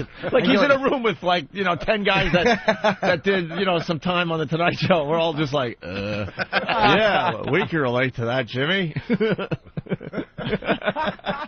You said it so casual, like, yeah. It's just you're not used to having your jokes clapped after. It's just a very odd, nice thing. But you just gotta. I could tell you that. It definitely worked though. Let's get another lady on the line here. Stacy in Jersey. Stacy? Ooh, lady. Hey, Stacy. Hi. I just wanted to congratulate Jimmy on a great show last night. Ooh, thank you. Why can't you speak? Why do you have to speak so quietly? All the girls are Am I talking very speaking softly quietly? today. Yeah. Maybe I don't want to be attacked. I just wanted to say great show. Oh, thank you. You're welcome. We're in a good mood today. I don't think so. Yeah, you sound it. We're not going to be attacking today, I don't think. Tomorrow we attack back. All right, then I'll call tomorrow. All right, thanks, Take Stacy. care. Bye, miss. Bye. Bye. We have time to She play was the a little Nathaniel thing? confrontational. She certainly I was. didn't like Stacy just then. She was nervous, Anthony. She had no. She was talking low. I said, "Why are you talking low?" She's like, "Well, I don't want to be attacked." It's like, no, you're not going to be attacked. I didn't like that call. She was very nervous. She You was think nervous that was we were it? going to just jump down her throat. Definitely. Oh, the fan pictures of Pat from Moonachie are showing up. Here's one. He's got like a look that he puts on in all the pictures now. There's some guy, I guess, taking a picture with Pat, and he's very excited about it. And Pat's doing a thumbs up and making a "hey, haha" kind of face. That's Pat, the one that looks like Stinky from Abbott and Costello? Right there. Oh, you haven't met... I had food court right now. You haven't met Pat from Moonachie yet? I probably met him. I don't know. Yeah, he's a star now. By Character, character. is he? Yep. He's a star. Mm-hmm. All right, we got the Nathaniel voicemail. What's this all about? It wasn't a big deal. It was just that I'm just so nervous about HBO, and I get the interns calling me, trying to get the VIP treatment, wanting the tickets, just wanting to cut the line, and it's just like... Now, I would think if Nathaniel wanted something done about getting not having to wait on the line for the HBO thing for Jimmy, he would probably go through Eric and say, look, is there a way I could get there? But he figured he's a go-getter. He's going right to the source, regardless of the fact that Jimmy's probably thinking about the HBO special every, 10th of a second or so, and has nothing else on his mind. He took 2 days off from this program to get his mind in order and set for this HBO thing. But Nathaniel assumed he should call Jimmy and ask him to get him on the line, get him so he could skip the line and get right in. Yeah. And Jimmy will get right to work on that. Can I meekly defend myself You now or can. after we play the audio? I think after, right? Yeah, I think we need to hear the audio first. All right, here it is. Hey, Jim, it's Nathaniel. Just following up with my email. I'm just hoping to get into your show tomorrow. Danny and I both have tickets. We got them through Broadway Video thing. If there's any way we could get in without waiting in line, that would be awesome. If you could give me a call back, I'd appreciate it. Talk to you later, Jim. Jimmy's just, drop everything.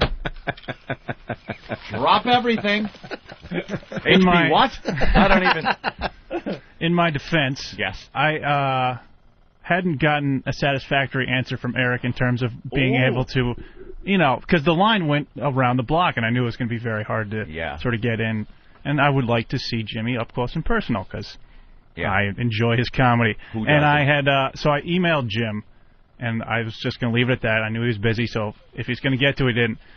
And I like under the little the dash at Eric there. Well, where, you let everybody know that you did indeed ask Eric and did not get a satisfactory answer. Well, from there, I called Kenny, who was handling all this stuff. And Kenny was saying, I'll see what I can do.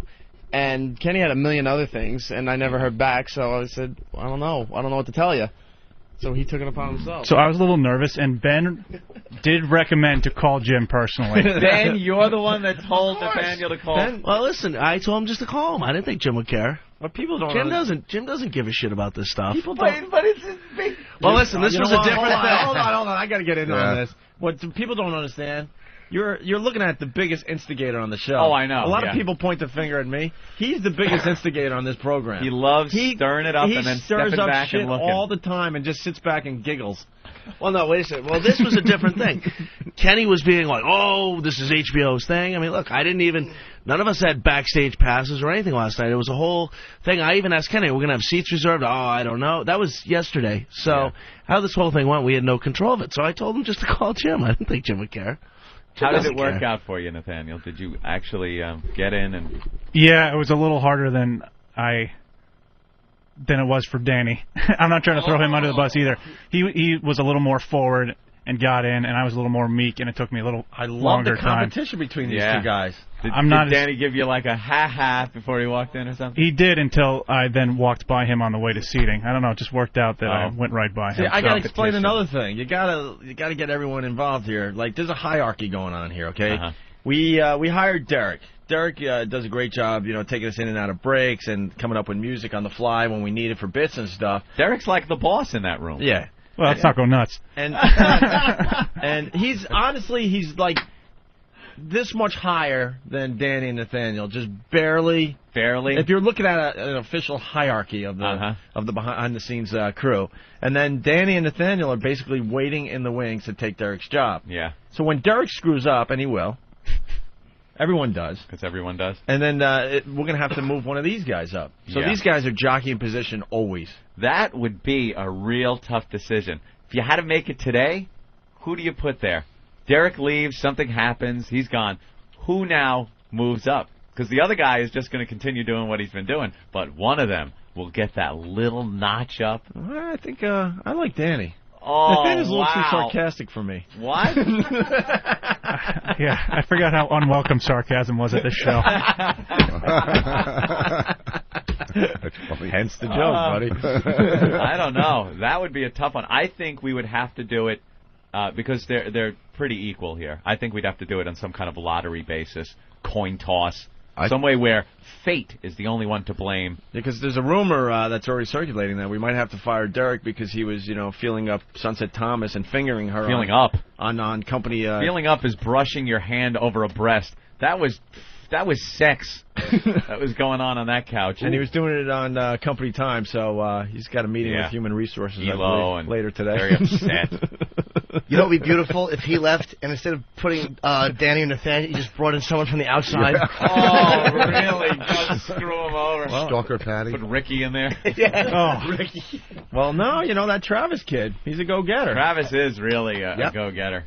I don't know. But like you were saying yesterday, I think he's brown-nosing it a little bit. Yeah, that's true, Like too. these guys, they've built their reputations here on their hard work and sense of humor and fitting in with the show. And I'm not saying Travis hasn't, but Travis is adding this element of, I'll do whatever you want. Can I wash your apples, sir? Yeah, things like that. Well, it's a good thing. I mean, to see the guy wash the apple is something I don't think Nathaniel or Danny would do. And if we're going to talk about brown-nosing, Anthony and I don't like brown-nosers.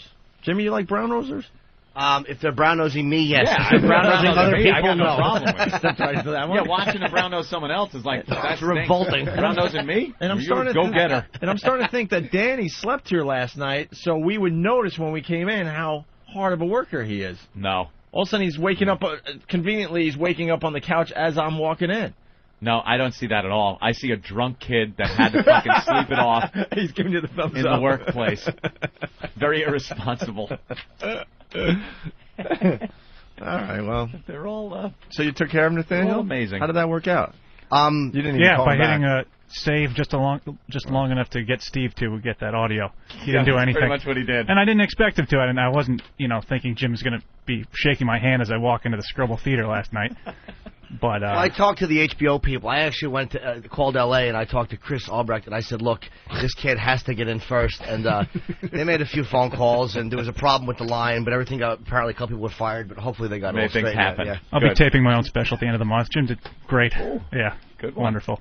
Give me a car crash. That sucked. There we go. All right, Nathaniel. Thank you. Good job. Okay. I hope We'll take a break. Did you get him? No? Nothing. They're Kid's good. They're wise to you. We still got lots to do. We got Voss in studio. Yep. He was cracking us up in the green room talking about his little vacation to Atlanta. So we got to get into that a little bit.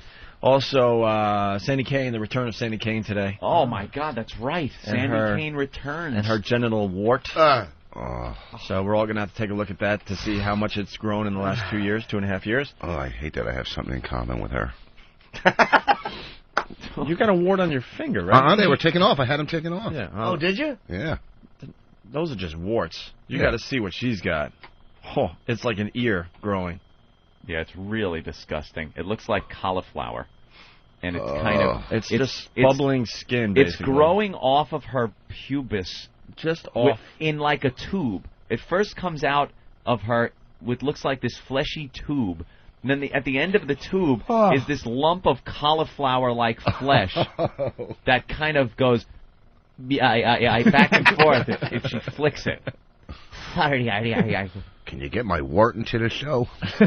Oh, that was awful. We nicknamed it. It's Twatto. Yeah, because Quato from the what the hell's the name of the movie? Total Recall. Total Recall. Yeah, they got Quato, that little beast that comes out of the guy's gut. Well, this is Twatto, a little beast hanging from her twat. So she's coming in, and also I think when we get back, we got to get into the Ricky situation. Another intern here. You want to talk about the hierarchy? Oh, he is low man on the scrotum pole, man. Oh my God! God! And then they shaved him or something. They shaved his awful mustache last night. How degrading is it to have other men shave you? We're showing our age, Anthony, because as soon as it was over, we got out of there. You went back to the hotel, and I went back to my apartment, just crashed hard. These guys were just beginning their night. Is it age, or is it the fact that I had to get up for work the next day? Yeah, but these guys had to, too. They slept here. They barely slept. Danny said he got back here at like 3 in the morning. They all got really drunk, and they shaved Ricky's awful mustache, and Ricky's like sort of kissing girls, and I'm hearing rumors he might get kicked out of his house. Were they in a bar? Did they go to a bar? Or? Yeah, they went to some kind of lounge down there in the village. So yeah. And and Ricky's got his report on sarcasm today as well. Oh. We got lots of radio to do. You got that? Mm-hmm. All right, we'll go to break with this. Check this out.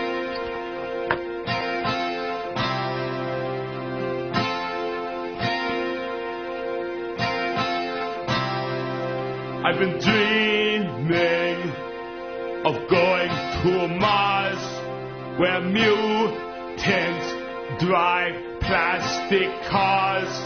So I go there, you know the rest. The best part was the girl with 3 breasts. Total Dylan. Recalling. Total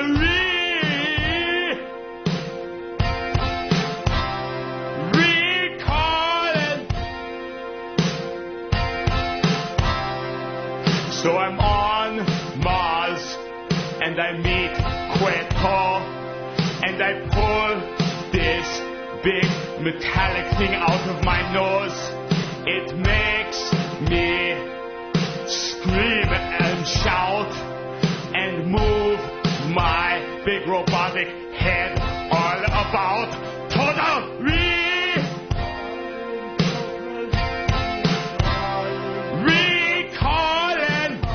See you at the party, Victor. Totally recalling. One more time, fellas. Total recalling.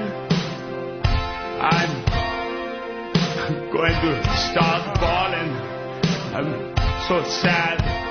I can't screw Sharon Stone, and Macaulay Culkin is left home all alone. Total recalling. Johnny, give me the bass. You got to slap it a little harder. Give me the bass. All right. Okay. Boobs always bring this show to a halt. Oh, screeching halt. I don't play it. Whip 'em out Wednesday. Whip 'em out Wednesday. Whip 'em out Wednesday. Whip 'em out Wednesday. Oh, this is fantastic. This set was beautiful. Whip 'em out Wednesday. Whip 'em out Wednesday. Those are real. Wow, that's cool. How about the woman that took her shirt off? Ah, yeah. Sexy girls. Sexy girls. You have sorry girl show boobs. I see boobs. Yes. He just got wowed.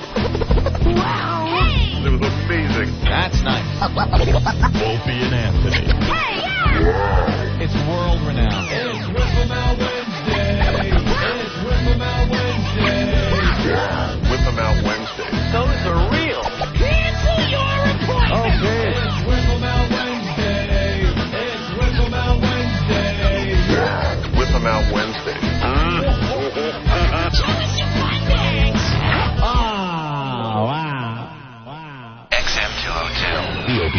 Show.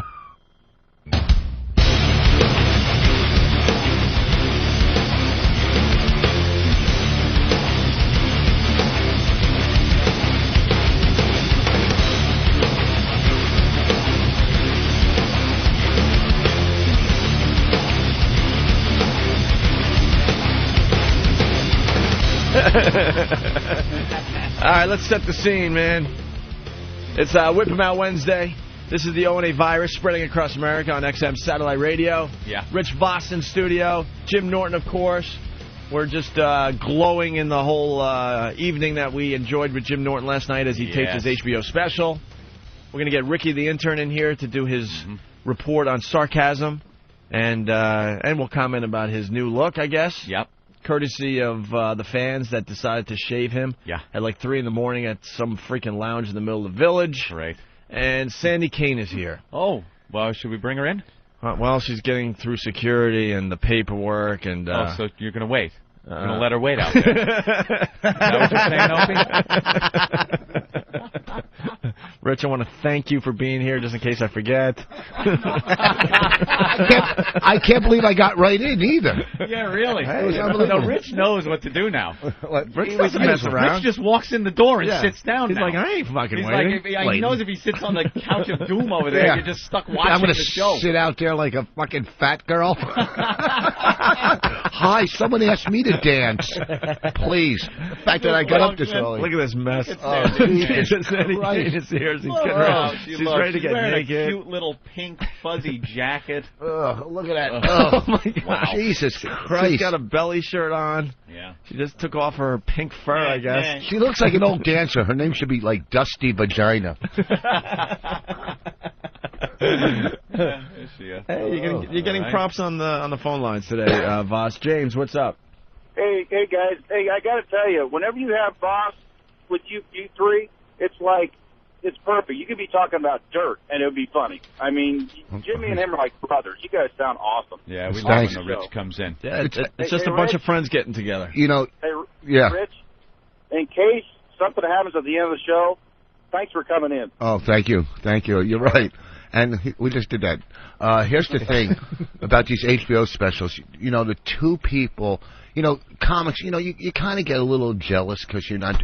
But the two people that you love that you're fucking are both doing one. It's almost just as good. You know what I mean? Yeah, because Voss's fiance, Bonnie, did one as well. Friday right? night. She got a standing O. And, for 2 months, I was, we've been on the road forever, and she wasn't a road comic. She was an L.A. comic, and I'm a road comic. So I kind of had to help her along, And then she got this special. They asked for a tape from her. She didn't have a tape, so I booked 2 nights for us. And I'm not taking credit. I'm just saying how you help as a couple. Oh, boy. No, as you help as a couple. Here we go. But listen, this tape right here that you're hearing, folks, will end up in litigation. No. I'm going to tell you what she said. That will be played in courtroom. Oh, boy. Wait, let me tell you. Jimmy's giving you the look like, just shut up. No, but listen. But no, when you're a couple and you're doing shows, she has good shows around. She's not a comic like us. But when we were at the Stress Factory, I mean, she doesn't do well there. It's not her club. They're animals, You got to follow that phone call and fucking Vinny's Hackfest. So, all we do is fight. But she came a long way, right? When I came off your show last time, you guys were talking about prenups. Remember you were talking about prenups? Yep. I swear to God, driving home that day in the car, she brought it up. She thinks, well, I got an HBO special now. Maybe I should get a prenup. I didn't even bring it up. Yeah, and she goes, and then I'm arguing with her against it. And I'm going, wait a second, what am I, a fucking idiot? Crazy? Well, I was doing psychology. Oh. And so it was perfect. Psychology. But as I'm saying, it's tough when you're. Where am I going with this? Nowhere. It's just great to watch because you're just digging this hole. Going, she's a good comic. I mean, look, I helped her along. I know. I know. We help each other. You're just waiting. You're waiting for one of us to help you out. Yep. No, what I was saying is when you're best friend. Are you going to sign a prenup? Fuck yeah. I just look at this watch. You think I'm going to let her take that? That is nice, man. I'm trying to get the necklace and the ring back and still get married. It's a nice ring. She trashed me in the dressing room last night. This we got to be fair on this show. I mean, we kill each other on a daily basis, but you got to give props as well. I was up late. It was a school night, and I remember that you were telling me you were going to be on Dennis Miller. I'm like, oh, yeah, that's right. And I've been starting to take a peek at Dennis Miller. That show's not that bad at all. I'm starting to enjoy it. And you were on Dennis Miller. Yeah. Let's get right to the thing. And he doesn't have you come out and do your act in front of the crowd or his studio audience. He sits down with you. So you're sitting right next to Dennis Miller doing your act pretty much for him. You know, one guy, basically. You're focusing on him. And he was just enjoying the hell out of you, man. You could tell when these TV guys are politely helping out the comics. But he was really, really enjoying it, and I was really happy for you, man. I was like, holy crap, Voss is killing in front of Dennis Miller. Well, thank you. The thing is, when you're doing... did Dennis Miller? Huh? I didn't know you did Dennis Miller. Listen, don't. No, listen, it's like he just did HBO. Just Dennis Miller. That's like, you know, it's like serving him filet mignon and throwing scrapple in my face. That's nice. Isn't it? Well, because we were talking about okay, let me tell you something. Shut up, jizz comic. Okay. Wait, was that CNBC? No, actually, he's fuckface. Okay. I was, you know, you got to do a lot of stuff when you're waiting for your own TV show to get started. You know, so you're doing a little stuff to keep your face out. Oh, you fucking. I'm happy for you. Wow. Oh, look at this douchebag during a special, and me and Colin Quinn, he's name dropping during his own special. I'll explain why. I'll explain why I mentioned Colin's name, because the joke. There was one line in the joke where I said. I something about us being men, and I had never made it clear, and it only worked well when I mentioned a male's name. That's the only reason I did that. Well, the thing about Dennis Miller, I mean, it's a small show. He's a great guy, but at the end, when I was done and I threw a kiss to the audience, Dennis said, "You can always come back now." Okay, Boss, you missed that whole discussion where you started the show, kind of talking about that. Oh, yeah. And you got me off the hook because you told me right after the taping, don't forget that he blew kisses to the audience. So I felt a relief because when Jim acknowledged Ant and I on in the audience and made us stand up, which is such an awkward moment.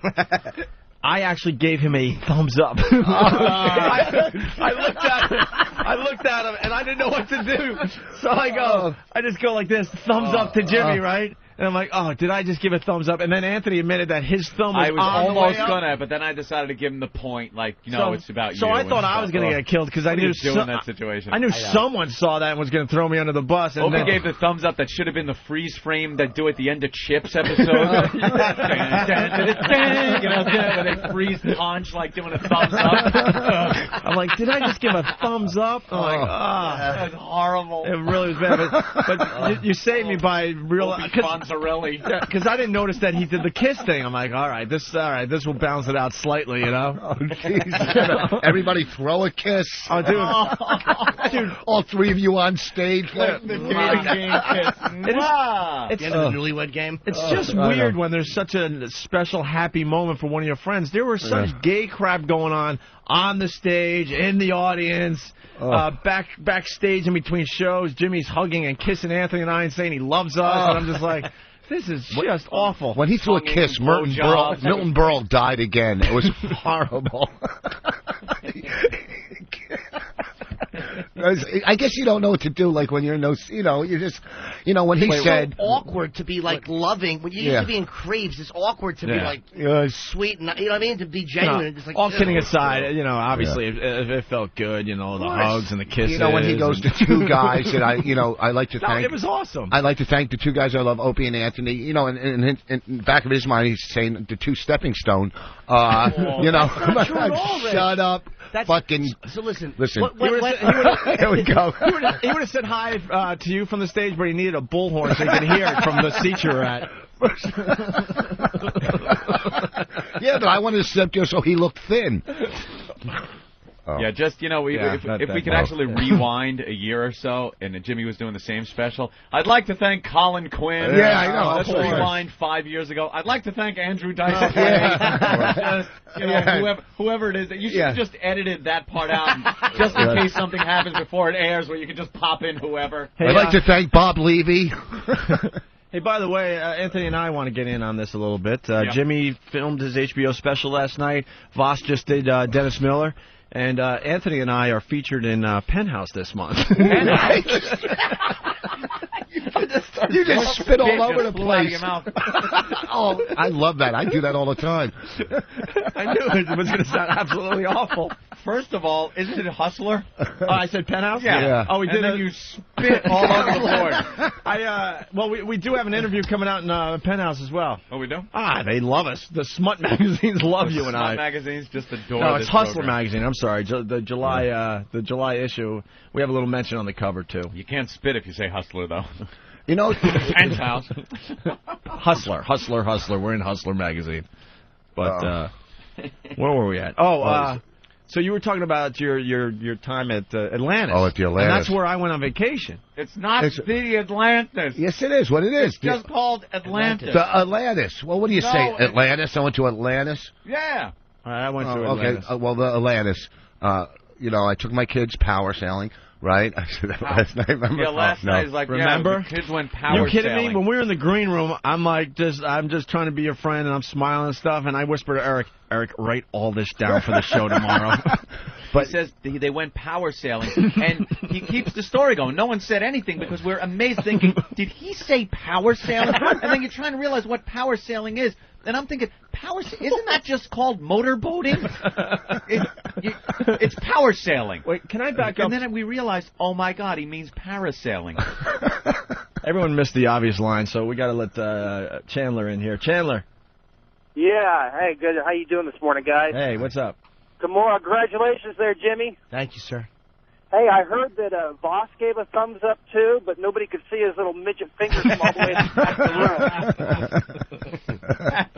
Touching out, guys. There you go. The Atlantis is probably the most expensive. Here's the thing. It's unbelievable how much this crap costs there. Like, and you're on the beach, they're selling everything. I did all my Christmas shopping there. Black people are selling coconuts. That's great. It's setting a race back another 200 years. But did you take the walk down the beach?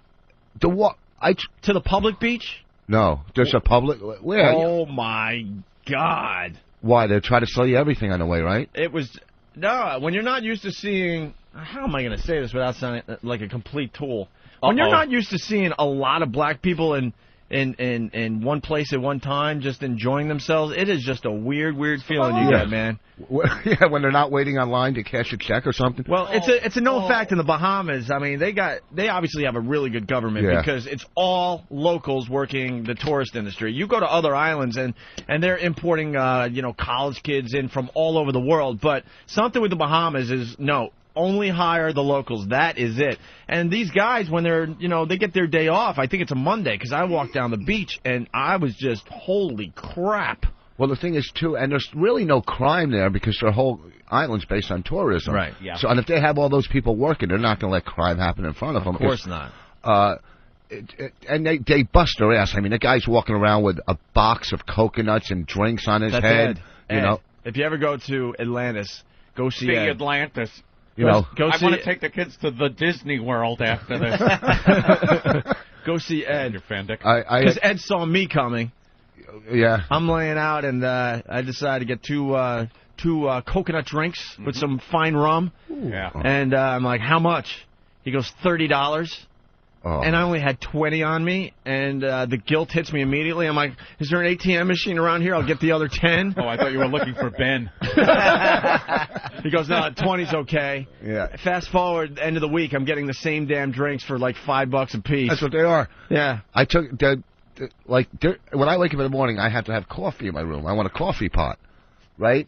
And I'm so far away from walking to get coffee. Jimmy, listen to this one. And you got to have coffee, right?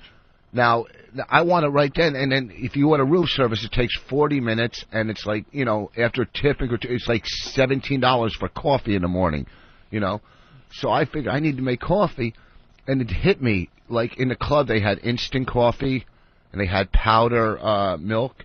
So I took the instant coffee and the powdered milk back to my room, and I take on the road my little steamer to steam my my suit, and if you put water in there, the steamer boils to steam. So I boiled the water in my steamer, and I made instant coffee every morning.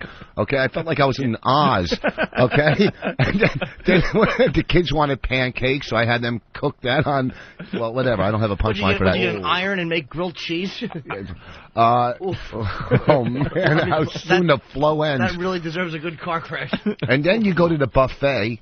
It's like you really make coffee with your steamer, though. You're a big star now. Can you believe? Yeah, but I don't like to wait for my coffee. You go downstairs. It was only $2 a cup or something. It's not that I was staying in the villa. You know how far a walk everything is at the Atlantis.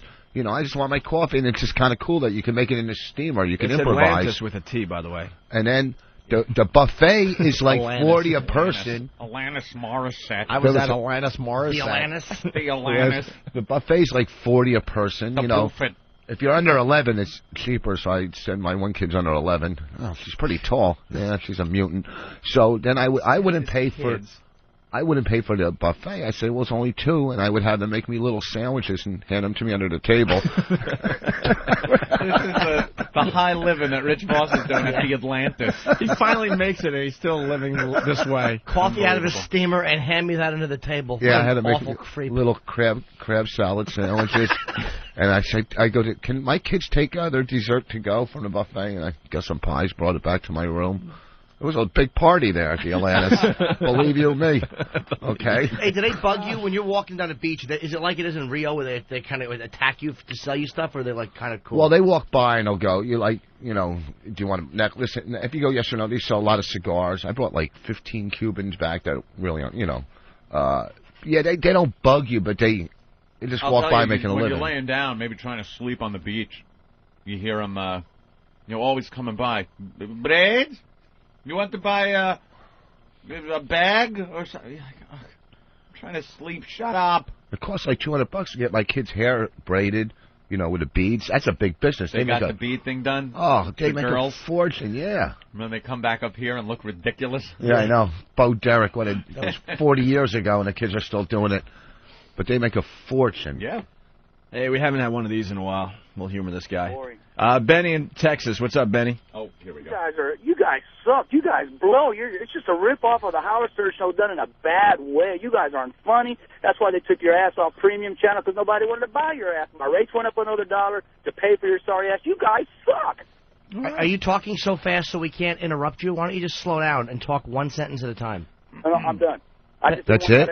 But why are you listening if it's stuff? Yeah, Benny, that's what destroys your whole argument. Hold on, Benny. No, it destroys your whole argument. There's about 200 channels on XM, so why are you listening to us then? I'll tell you why, because I wanted to know what it was all about, and you guys suck. I wanted to give you guys a chance, but you guys blow. Yeah, it was very obvious that we sucked last night when we were at the HBO taping. Nothing but love in the room. Well, good for you. Anything else, Benny?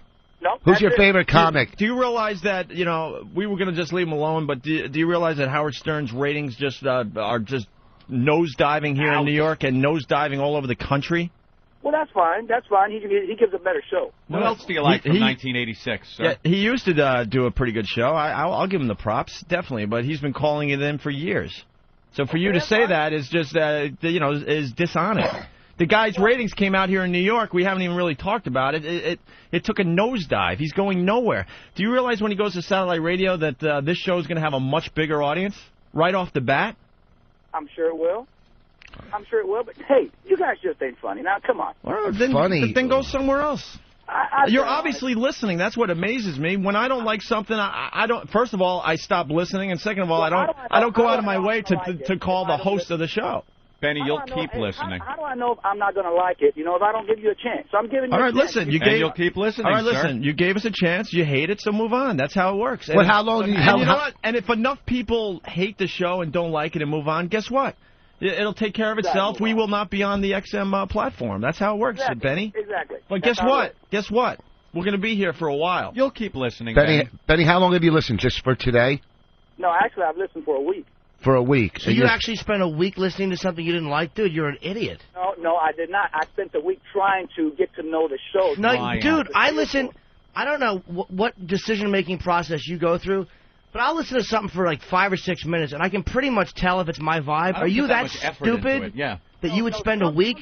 Sometimes there's just something that during the part of the show that that sucks, but maybe something else along the way might be funny. But you guys aren't funny. Well, it's boring. Dude, the bottom line is this. Dude, you spent a week listening. You're a dumb motherfucker. I am paying for XM satellite. Dude, I don't care. My rates went up. I know you don't care. That's What you why pay for, Benny. You have a menial job. Keep spending your hard-earned money on us. You're paying for us. Benny, you're not paying for the actual Opie and Anthony show. You're paying for the whole XM platform. Mm-hmm. So if you don't like this channel, then there's a million other ones to choose from. Absolutely. That's how it works. A million now they got. You know, you don't have to try to say it's that you're paying just for us. That's that's not true. And also, Benny, I don't know if I want you to let me in, but my DVD is funny that you can get on richvoss.com. Why don't you give that a chance? He's right. Give it a plug. Okay. Benny, look, I got to get to work. I appreciate you guys giving my call. Appreciate it. Well, let me ask you a question, though. How does it feel to voice your opinion and to understand that nobody in this room cares about you at all? I feel better. I'm not even trying to bust your balls. Nobody in this room, your opinion is absolute. You work your whole life and you sweat and you put your money in the bank, and we don't care if you die on the way to work this morning. Okay. All right, well, you have a good afternoon. Keep listening, stupid. And you will. I just love calls like him because, they're just running out of steam to defend Howard and try to talk about his show. Like, people aren't as passionate about Howard's show anymore. Howard had a little boost when the whole FCC thing happened, and when he said he was going to satellite. People tuned in to see what was going on, but that quickly just dissolved again. The latest ratings came out. He's in the toilet. He's being beaten by Spanish language stations, and it's just that's in his hometown. That magic just is not there anymore. It's just not there. That's in his hometown. He's in some markets. This is stuff he doesn't like to talk about. Not even some. A lot of markets, he's out of the top 10, out of the top 20. It's not the days of old where this guy could go out and pack stadiums and go to book signings where they're wrapped around the block 800 times. That's the past, and people for some reason still think that's going on. They got this fan mentality that they absolutely believe. That's the point I want to make, though. Not as many as there used to be. No, not as many at all. But there's a couple of there's these fans that actually believe that it's still the glory days. That calling up and going, "You suck, Howard clones," and "Bob Booey," and things like that are like relevant. Yeah, but what? Even still, why can't you like two? What's the difference? Why can't you like Stern? Shut up, diplomat. No. It was an irritating little bit of. Stop trying to put gems of wisdom. You're a dumb guy. Accept it. Okay, that's a good point. Relax. He's never calling you to go on the show. I know. Listen, you think I would? First of all, I would. Steak and cheesecake. Shut up. First of all, just relax. Shut your face. No, shut up. When steak tells cheesecake it can't talk, cheesecake won't like steak. Just ride this train and shut up. I'm not. Just shut up. Why can't they like bullshit? Why didn't the slave masters just look at the slaves as people and everybody get along, you ideologue idiots? I don't know. Why didn't the Germans and the Jews shake hands in the 40s and cut all the malarkey out? I don't understand. Confused, naive little boy. You know what? Awful wart-ridden man. Shut your face. It's becoming more and more obvious to the people out there that Howard's just calling it in. Has been calling it in for years. He's all he does is come up with excuses why he can't do a radio show anymore. And when the fact is, he just doesn't want to do a radio show anymore. He doesn't have to. He signed up for his latest and last payday. That's it. Sirius and Mel over there, they're handing this guy $500 million. And you know what? Godspeed. Congratulations on your contract. That's a lot of money. But for anyone to sit out there and believe that this guy is doing this for the sake of radio and to make his show better and to give the people a better program, you're just being stupid. You'll see for yourself, I guess. The guy's going to collect a check. And he really has given up. He gave up a while ago. And the whole, everyone's ripping me off. It even used to be funny. It's starting to be very, very embarrassing. But now it's really stupid. Anything that's brought up, the guy insists he invented. It's been that way for years. It was funny to goof on for a while, but now it's just sad. It's like someone's grandpa sitting there just saying that I remember that I came up with that one. That was my idea. Shut up. You didn't invent everything. When he says that one line during that WOW thing, where it's like, you tie the bandana around the car, Fred. Fred, tell him. He goes, I did it. I did it all, he says. He actually said, I did it all. Which means, in radio, if you even have an inkling that you might come up with an original idea, just put it out of your mind. Because he's already done it all. He's covered it where you can't possibly come up with something new. He's now recently started doing a bit that is the hackiest, oldest radio. Holy crap! Ooh. Bam! Well, that's a plane's wings ripping off. Was that the old footage? I think it was. Wow. Yeah, a plane just crashing without wings. Oof. On Fox News. We all have ADD, I know. Where were we? Yeah, he started talking about this bit he just started doing, right? That is the hackiest, oldest, one of the oldest radio bits. Yeah. I was doing it in college radio. I did it at BAB. And I'm not trying to say, he ripped me off, because that's ridiculous. Because I just know. You picked it up from somewhere. It's just something that was out there. I just know of many, many shows that, did this bit years ago. I'm telling you, I got a tape of doing the same bit 10 years ago. And now he's claiming that he came up with this thing, and now he's pissed off because other guys are doing it. Yeah. It is the simplest thing. You guys out there could probably relate. You probably did it with your friends. You call 2 Chinese restaurants, and you get them to talk back and forth. Mm-hmm. You order from one guy, and then the other guy responds, and it goes back and forth. I was doing that 10 years ago, and I know other guys that were doing it, long before that. 10 years ago, whatever. It's a prank call that kids would do at home that just kind of made its way to radio. So it's really embarrassing to hear that, he finally discovers this bit that's been going on for years, and now is claiming that people are ripping him off by doing this bit. It's like, dude, are you insane? People could look up this stuff now. It's not like the first one to call a bowling alley and say, do you have 10-pound balls? It's not like the How do you walk? That was me, Robin. It's not like the old days where there was no internet, so it's a lot tougher to, check up on some of these things. That's a bit that's been out there for years. I mean, years. Is your refrigerator running? No, you better catch it because it's running. Do you have Prince Albert in a can? I got a colored girl in a glass fishbowl. How the joke goes, but It's a dunk tank, right? It's the dunk tank.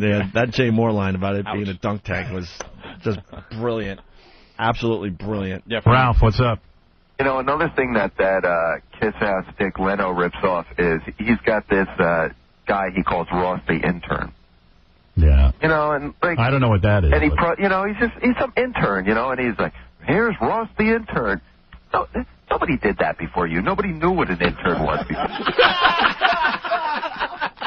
Now, you know what? Here's a guy, a fan, pumping him up. Here's the difference between the shows. If someone called in with that with us, we would fucking destroy you. No one had interns. But, his listeners have to, stroke his ego, and he's actually going to go with this call like it's serious. Now he's going to go with it. What an intern was before you started profiling somebody like that, I see the way I've influenced television and what has gone down in the last, since I've got on in L.A., which... Oh, my God, you can't be serious. Stop it. It's an embarrassment. It's embarrassing to listen to. Howard, you're so out of touch. You have no idea how embarrassing you sound like a doddering fool. What a buffoon to get on that mic and how he's influenced television and stop it. Yeah, you know something? The guy brought something to radio. He absolutely did. There's no denying that. At the pinnacle of his career back in, the late 80s, early 90s, the guy was the hottest thing that radio had seen in some time. But to get on and just claim that you invented everything and had this overall influence on the entertainment industry, be realistic about what you did. Be proud of it, but realistic. Christ, the guy is coming off like Jonas Salk. He forgot how to have fun on the radio years ago. Years ago. Done. Which is over, 15 years. Yeah. Hugely. Look at Friends. The way they used to talk on that show, it was so, the way you talk on the show. Yeah, I know. Even all of reality television, if you want to what? get right down to it. Wait, what? Reality television? Was he saying Friends? Did he say that Friends, look at the way they talk on Friends? Is this caller goofing on him? Is this caller setting him up to look stupid? He's doing a great job. Did he actually say that Friends, the dialogue in the sitcom Friends was influenced by the Howard Stern show, and Howard agreed? Did I hear that? I'm not even joking. I want to know if I heard correctly. Wow. Let me hear that again. On that show, it was so, the way you talk on the show. Yeah, I know. Even all the reality television. Oh, okay. I got to go way back. I'm sorry. Way back. Friends. You know, we'll just start over. Fuck it. Ralph, what's up? Another thing that Kiss Ass Dick Leno rips off is he's got this guy he calls Ross the intern. Yeah. And like I don't know what that is. And he's some intern, and he's like, here's Ross the intern. No, nobody did that before you. Nobody knew what an intern was before you started profiling somebody like that, I see the way I've influenced television and what has gone down in the last, since I've got on in L.A., which is over, 15 years. Yeah. Hugely. Look at Friends. The way they used to talk on that show, it was so, the way you talk on the show. Yeah, I know. Even all the reality. Wow. Apparently this is Ralph, his hairstylist. Oh, it is Ralph? Yeah. Okay. Just feeding Howard this shit, this drivel. Friends. Which, by the way, they plan in advance. Of course. Friends was... Now, I've never been a big fan of the show Friends, but I have caught some episodes of the show Friends. There is... You can't even come close to showing any kind of Howard Stern influence. I don't know about. There was one. I don't watch it much, but there was one time where Chandler walked into the room, and I think it was David Schwimmer walked in, and he walked in, he goes, "Hey, how are you?" And I think Chandler said, "I'm fine." And I'm like, Jesus Christ, where is that from? I'm like, that is such an original way of talking. That has to come from somewhere, and I'm glad I found out where it was. Yeah, well, okay. Well, I'm wrong then. Even all the reality television, if you want to get right down to it. Hey, you know what really pisses me off more than anything? All the reality. All the reality television is directly linked to the Howard Stern show. Holy Jesus. Hey, you know what really pisses me off more than anything? This Telepictures who we did a thing on the air for years called the Homeless Game. Still do it. And after the first 2 times I did it on the air, the Homeless Game, I got calls from every television guy out in L.A. saying we'd like to do, because I said I might develop a TV show like this where we go out and ask people stuff, then we bet on it. And they all called me, and I said, well, quite frankly, I don't need, including Telepictures, I said, I don't need you guys to do this. I'll do it on my own. And I started to develop it. Yeah, sure. Next thing I know, they got this show Street Smarts. Street Smarts, yeah. It's in its 6th. Is he claiming Street Smarts came from him? I don't even know what Street Smarts is. Oof. It's a game show where they have contestants in the studio, and they have to guess what people on the street are going to say an answer to a question. So they'll have a question, who invented the cotton gin, and then you'll have 3 people on the street, and the people in the studio have to guess who's going to get the right answer. By the way, a very old radio bit. Oh, stop. An extremely old radio bit. It's called Man on the Street. It was done in the fucking 30s. Steve Allen did it. It was done in the They interviewed people at the Hindenburg crash. Dude, Steve Allen did it with a microphone that was so big. Right. He needed 2 people to carry it. Stop it already. Because they didn't have the technology worked out back then, but he was doing it. All the stuff that Howard said he came up with and wanted to develop. The only show he developed is a ripoff of the Naked Gun things done on a beach. That was pretty much it. Every genius idea he never pursued, and eventually it was ripped off from him and someone else did it. So the one time he actually did produce a show and put it out, it was a blatant ripoff of the Naked Gun movies done on a beach setting. What the hell is the lifeguard series there? Son of a Beach? No, the one that was done with with the tits and Baywatch. The fucking Baywatch. Jesus Christ, I'm insane. Baywatch. By the way, I invented that. And it's a rip-off of Baywatch and the Naked Gun things. It's all that pun-type humor and sight gags that the Zucker brothers did, and he took that, and that's the one he came up with. All the brilliant ideas he passed by to have other people rip off from him, and that's the one he came up with. A blatant rip-off of the Zucker brothers. Stop it. You're an old fool. Oh, they got the show Street Smarts. Street Smarts, yeah. It's in its 6th season. And it's just like I don't know. It's just so weird. Like, and they called me at the time and said, and they just went ahead and did it on their own. Right. And I said, you know what? So what if they do it on their own? They did it lame. But meanwhile, they've got 6 seasons. For 6 years. They're making a lot of money off of it. It's a horrible show. I mean, they make it not funny. And it's still doing well. And I'm such a jack-off because I go, when these guys get a hold of stuff, they don't make it funny, it'll never succeed. But it does, because the world accepts mediocrity. Well, they ruined the evaluators. Are You Hot was a bad version of that. Yeah, well, forget about that. Don't even bring that up. Don't get started there. They did kill that. Don't get me nuts with that one. But I mean, basically, these guys do take stuff and make it worse. That's what makes it. And a whole generation of kids think it's... Do you remember about a year ago we were in a meeting and someone pitched a version of the street game, the homeless game, and one of the interns, who, it's not his fault, he said, that's just like Street Smarts. Yeah. I would throw something at him. Well, I get 100 letters a week. I get 100 letters a week, and people go, hey, man, I like how you rip off Jay Leno's bit, whatever that's called. Jaywalking. And you want to just pound your head into the wall because Please do Jay Leno is so smug. Stop exaggerating. You're getting 100 emails a week. I'm saying you're ripping off Jay Leno. It's man-on-the-street interviews. This is a staple of radio. Marconi did it. What the... This is not... How do you claim something that has been done for decades, for a century? It's called a man-on-the-street interview. Whether it's serious or you bring humor to it, it's still going out on the street and interviewing people. Ripping me off. He doesn't even realize, in his head... He actually believes this.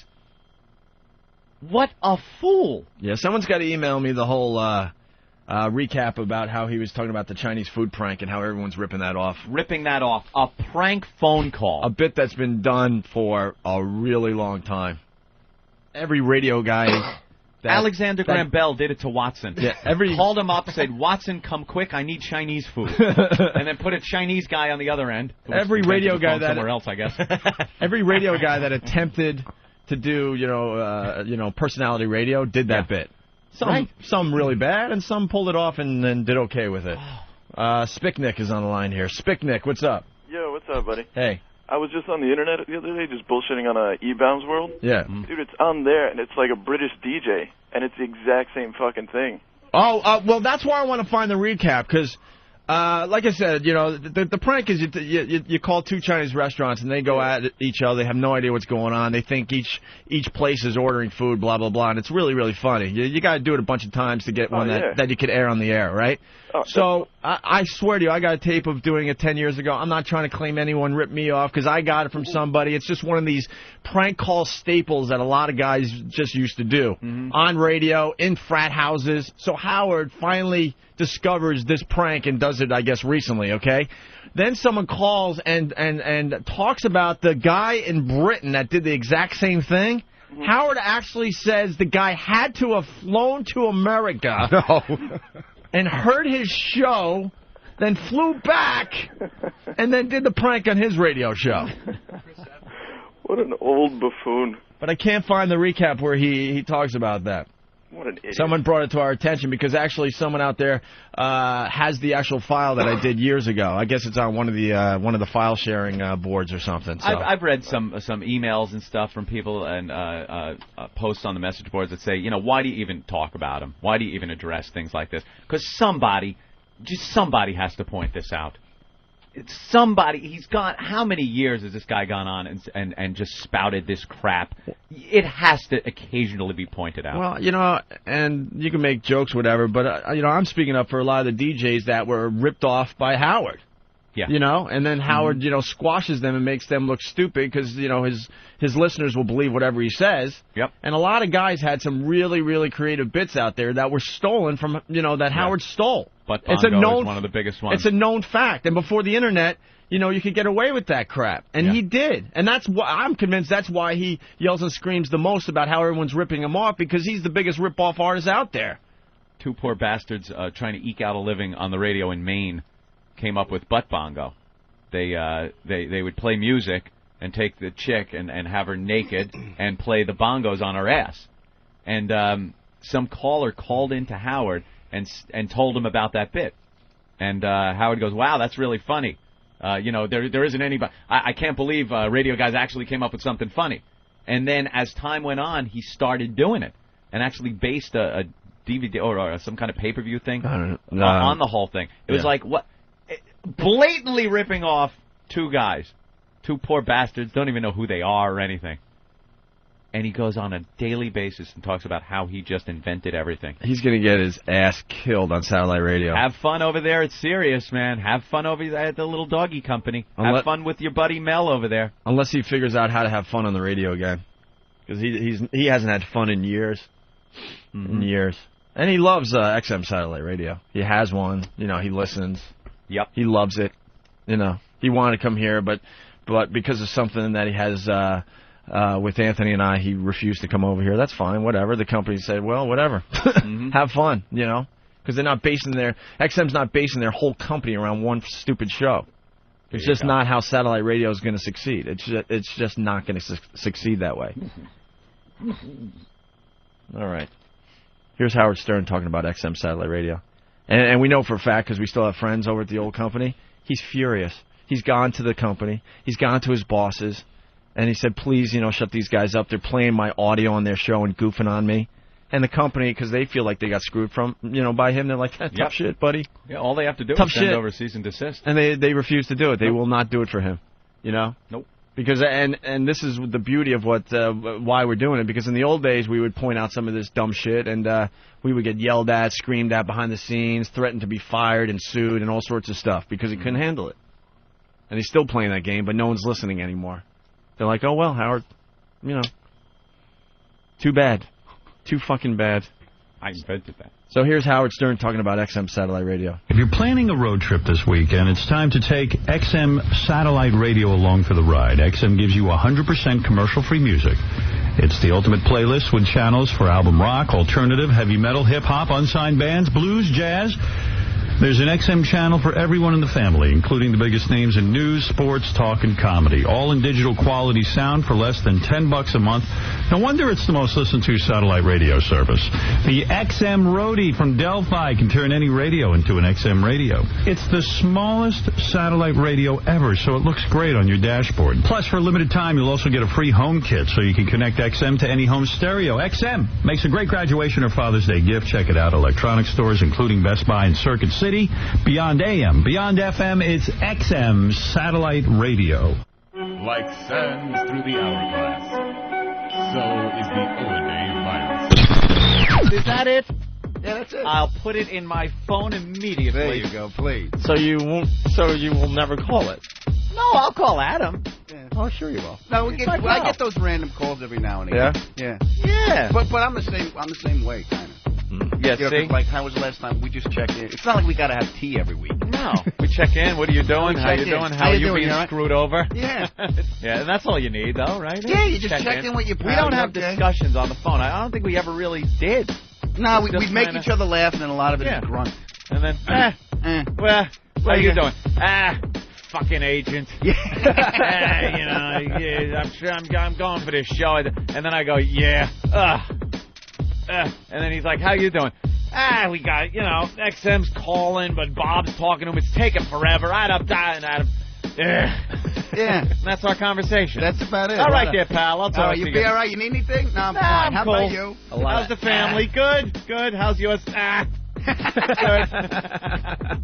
You grunt, groan, and hang up. And then, did you ever get this? Like the girl, my girlfriend, like, so what'd you talk about? Nothing. He's all right. Yeah, that's pretty much it. So what's Adam doing? Nothing. Yeah, same stuff. Yeah, he's being funny. Yeah, somewhere. Yeah, it's the same thing. What is Late Show Friday's going to suck, but you do it? I mean, it's the same. That's pretty much our phone conversation. I think it just happens to all. My father's down to grunts. He's not even at this point. Doesn't even throw any words. Pop.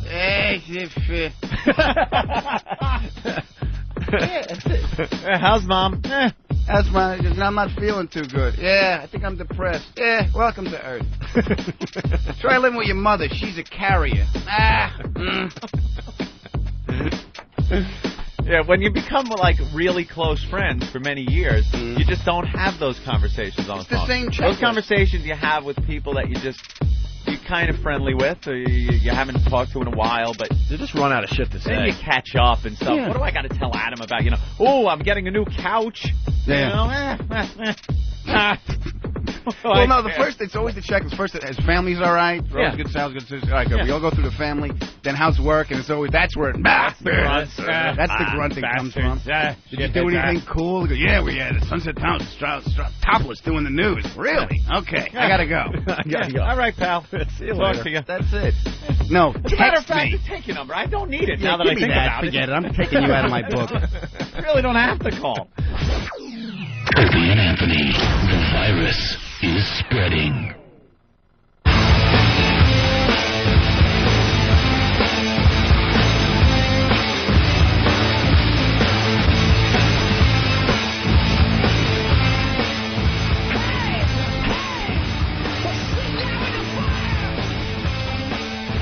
We still got a lot of show to do today. We got to get Sandy Kane in here, huh? Yeah. Got a quick, interesting story, though. Yeah? Popped up. A shocking story surfacing within the La Jolla School District has many parents on edge. Police say 2 6-year-old boys were performing sexual acts on each other on campus. That's right. They're a magic act. Was there a porch involved? We were told the 2 6-year-old boys in question were performing oral sex on each other in the restroom. And, school parents very upset. Another 6-year-old student walked in, saw what happened. Little Budinsky. Loose lips sink ships. I almost screwed that up. You certainly did. Loose lips ships. And children are now being monitored as they go to the bathroom. Ooh, who gets that lucky job? Just stand over the shoulder, peek. Can you get a hard on at 6 years old? Wow, I have no idea. Jim, can they? Two parents contacted Action 4 News complaining because the little boys were only given counseling in a brief in-school suspension. What are you supposed to do to these kids? Suspend them for what? Like what? It's stupid little, boy experimentation stuff, but what are you supposed to do? Suspend them and beat them and... Yeah. You know what? They might come. Obviously, it's not something new, right, Jimmy? Yeah, I mean, I've heard that a lot of little boys have had those little things. Stuff like this has gone on in the past. Sure. Maybe it's not a completely normal thing that everyone does, but obviously it's been done in the past. Under different names, I'm sure. Absolutely. You just let it happen, and sooner or later, one of them will grow up and talk about his little fat stomach for a living. Kids might have called it a creature precipitation, something like that. Yeah, but probably one of them. There might be like molestation there, and one kid. There might be what? I was just going to let him mouthful. Whatever it's called, fucking pedophilia or whatever. No, not pedophilia. Molestation? Yeah, molestation. That's what I said. Mollusks and were in there? That's why kids... Was that some form of sea life? So you finger a barnacle before it's ate. Some mollusk might have happened. Oh, a clam. No wonder Bonnie calls me the idiot know-it-all. The other day, you know what I said? Annie Lennox was on, and I'm trying to be like, yeah. She used to sing with the Arithmetics. I said to her. The Arithmetics. And Bonnie looked at me and goes, you're just a fucking dummy. And when I was getting gray in my hair, she goes, it's horrible because now people are going to think you're intelligent. And then you open your mouth. She's the distinguished gray on your temples. She goes, and then you open your mouth and it just ruins everything. What was the crack line she was saying in the green room last night in between shows? God damn, I don't remember. We were talking about, obviously... addictions and stuff. The addiction and your old addiction with crack, Voss's addiction that he used to have. And I guess my addiction with video games came up. And I said something like, well, at least to get a video game, I didn't have to suck any dick. And Bonnie said that Voss would smoke the crack just so he could suck the dick.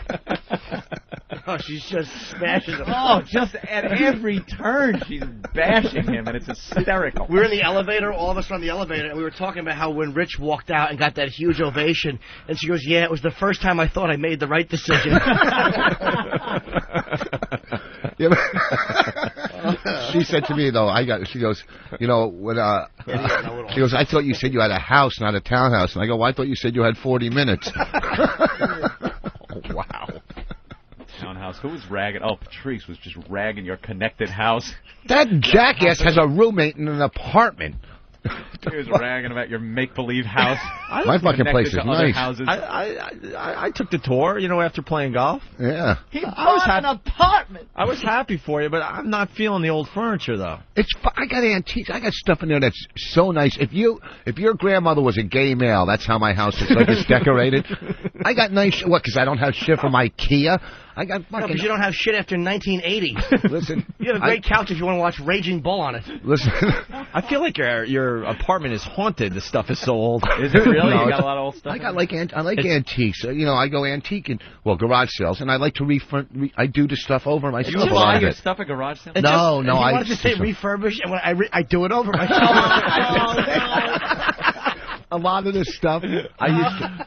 When I had real major anxiety, I used to have to find ways to keep myself busy. So I would buy like old armoires or stuff like that, and I would redo them. They just look uncomfortable. No, yeah, the couch is pretty uncomfortable. It's a nice Victorian. I got artwork in there that's like $200-$300. What are you talking about? I mean, I got expensive shit. No, I got some nice antiques. Get rid of the old junk. No, I got nice. You never listen. I mean material.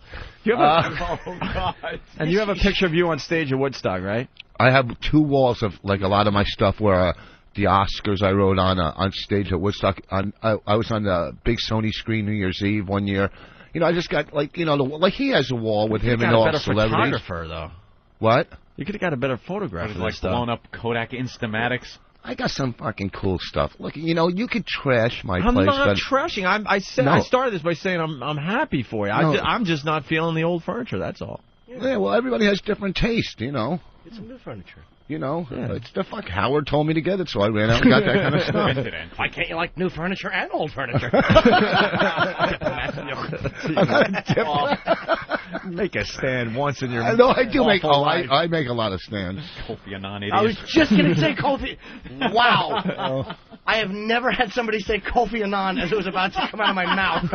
Holy shit. Hey, Voss, have you ever done the news for us? No. It could be fun, is all I'm thinking. Oh. Why? How do you do the news? What do you mean?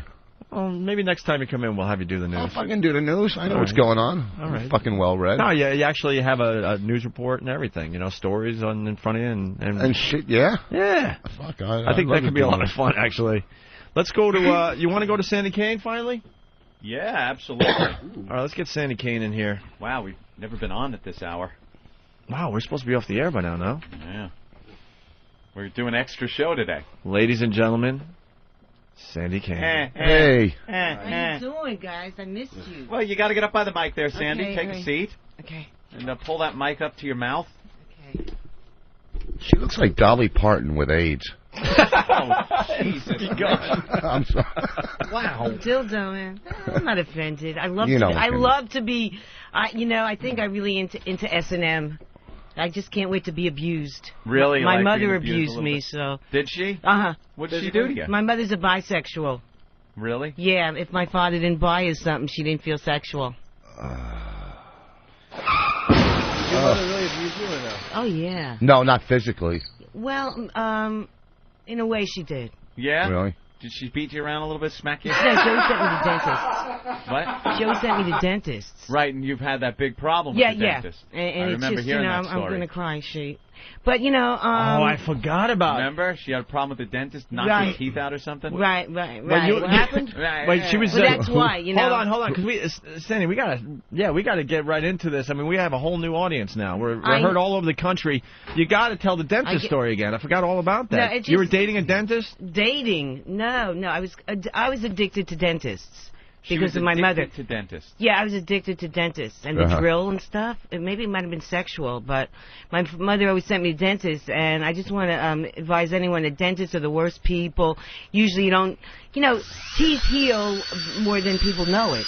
Because now I can't go to one, and because it's just almost, futile. But I did get one female dentist that had a heart. But, wait, you are off on a tangent here. We stay focused, Sandy. Okay. But what did the dentist abuse you? I came here for therapy. The dentist now. Yeah. What happened that you got addicted to dentists? Well, every time I think I had a big mouth, my mother would send me to dentist. By the way, she has, she had a problem there too. Olivia. With dentist? Yeah, maybe her mother. So wait a minute, it didn't have anything to do with your teeth. If you smart mouthed her, she'd send you to the dentist. Yeah, because your mouth was being bad, so she would then have your teeth drilled. I think it was a lot more like she would abuse me, so my teeth would hurt, and then she would send me to the dentist, and then he would drill unnecessary teeth, which they do. Oh, she's Olivier, the dentist. Man. They really do. Wow. And I have a big Sandy, problem. what year was this about? 1900 and... 1800 and... No, what was it? What was it, 60s? The 60s? 70s, Really, 60s? 70s? 60s, 70s, Wait, how old a gal are you, Sandy? Can you keep a secret? Yeah. Oh, that's mine. How old are you? Not really. Are you over 45? You're over 45. Yeah. So in the 70s, you were at No, least but the thing 15. is, I've been having problems. But now I have nothing to drill, so so you can say that again. No, if I can just help anyone out there. It's 60s. In the 60s or 70s. So I have to get. What's the difference, man? Hey, hold I'm on. a woman. I'm touchy about my age. So no, that's fine. I'm just saying. No, I don't care about your age anymore. I know men are. Sandy, I don't care about your age anymore. Okay. In the 60s or 70s, it just seems to me like, how is your mother still sending into these dentists? Right, when you were 30. You seem like you were a little older. Well, I was addicted, and I would go by myself. You'd go by yourself. Yeah. Because your mother sent you there to be punished, just about. You became addicted to this? Yeah. Because is this some kind of a self-deprecating thing? Some kind of a... I don't know. I really felt I needed a dentist. You felt you needed... And then you would go to the dentist, and what... Did you have cavities, or you just tell them drill? What? Well, there was so much work done, and then it needed more work done, and I was always so used to when something dramatic happened or traumatic, I'd go to the dentist. When it was really maybe my love life sucked. I'm a stripper. I hated my life. Sometimes it hit my mouth, but sometimes it passes. And now when I was supposed to do the show, and my mouth don't do the show, your mouth, But I did it anyway because I know now that it will pass, and the devil tries to get you in certain ways. You still have this Well, look. Well, let me see. It's horrible. Let's see. Let's see. So what? You look. It's horrible. Open your gap. No, man. Christopher Walken. Open your gap. Christopher Walken. He's a bad mouth too. No, but you sound like him just there. Mother used to send you to dinner. If you said something dirty, if you said something dirty, like your father wash your mouth out with cock, I mean, what kind of family did you have? Oh no, they were nice Jewish, very, very. You're not a Jew. Don't say you're a Jew. She's a Jew. Of course she's a Jew? Yeah. With a cross? Look at that outfit. Would you get the cross on sale? She's either a Jew or Ozzy in 1972. Look at the big titties. The Jewish tits. But no, I mean, Jesus saved me. He saved me. Really? Yeah. From dentists? Yeah, from just life. You know, you just go to church and you're what kind of Jew? It's that whole Jesus and Jew thing. It's all bullshit, okay? Yeah, can't you like Jesus and Jews? Yeah, right? He was a Jew, though. Jesus was a Jew. We know that. You're wearing a cross. Jesus was Puerto Rican. 3 crosses. So how old were you when your parents started taking you to the dentist? Oh, about 7, 8, 9 years old. So 53 years ago, your mom was sending you to a dentist? Yeah, I was very young. When Jim was bad, his father would send him to a proctologist. Well, my mother had a thing with doctors, man. Everything went to the doctor, to the doctor, to the doctor. You know, it wasn't like they were just weird with doctors. Wow, and dentistry back then must have just been a treat. Yeah. And it still sucks, and it still sucks, and it still sucks, because I still call dentists, and they still suck. When was the last time you've been to Well, I just called one the other day, man, and it's just like weird. Wait, why did you call a dentist the other day?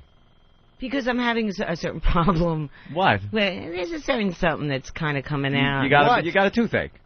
No, it wasn't a toothache. You need a root canal. You need a tooth pulled. No, there aren't much. It just I was having a problem, and Was it my a problem that a female dentist? dentist moved to Canada, so But was it a problem that a dentist could solve, or is it a problem that you're having that you just automatically go to a dentist? Well, I 'cause you're had crazy? gone to this female, and she was all right. Although she wanted to, they always do unnecessary work. What was the problem that you had? What was the problem? What was the problem? I have something, that needs to be kind of soldered in. Soldered in? Go to a welder. Got a circuit board What? in your Go to- No, man, it's a big Mako. problem. I What? think, don't we all have problems? What so? has Not to be like you. soldered in? Well, can you do it? What is it? You got to. Wow, You never know with him. You get really turned on by the dentist visits? I used to, kind of. I think the drill, so was very... weird. But yeah. now, does your dentist not work on lower teeth, just upper teeth? No, there was a dentist that put solution on my mouth. What the fuck were you and- chewing on? Is that what do you call it? Yeah, No, here's I gave him a copy. I love Dick. His name was Dick, and I had a show on the air, and I'm wearing crosses, and they're Jews, and I had this bawdy show where I curse on public access, and they just got together and they said, "We're gonna fuck her," and they did. She went to a dentist. No, and I got him and off the chair. He put some kind of solution on her teeth Yeah. that made them rot away. No. Yeah. And you didn't sue him as a good Jew? He said, "In 3 years, your teeth will fall out." And in 3 years, they did. And there's a time limit. I said, "Oh, no, my teeth are all right." But he knew exactly 3 years from that date they fell What out. could they possibly put on your Yeah, teeth that 3 years later? Yeah. Pop rocks. I'm telling you. What did you not brush it off?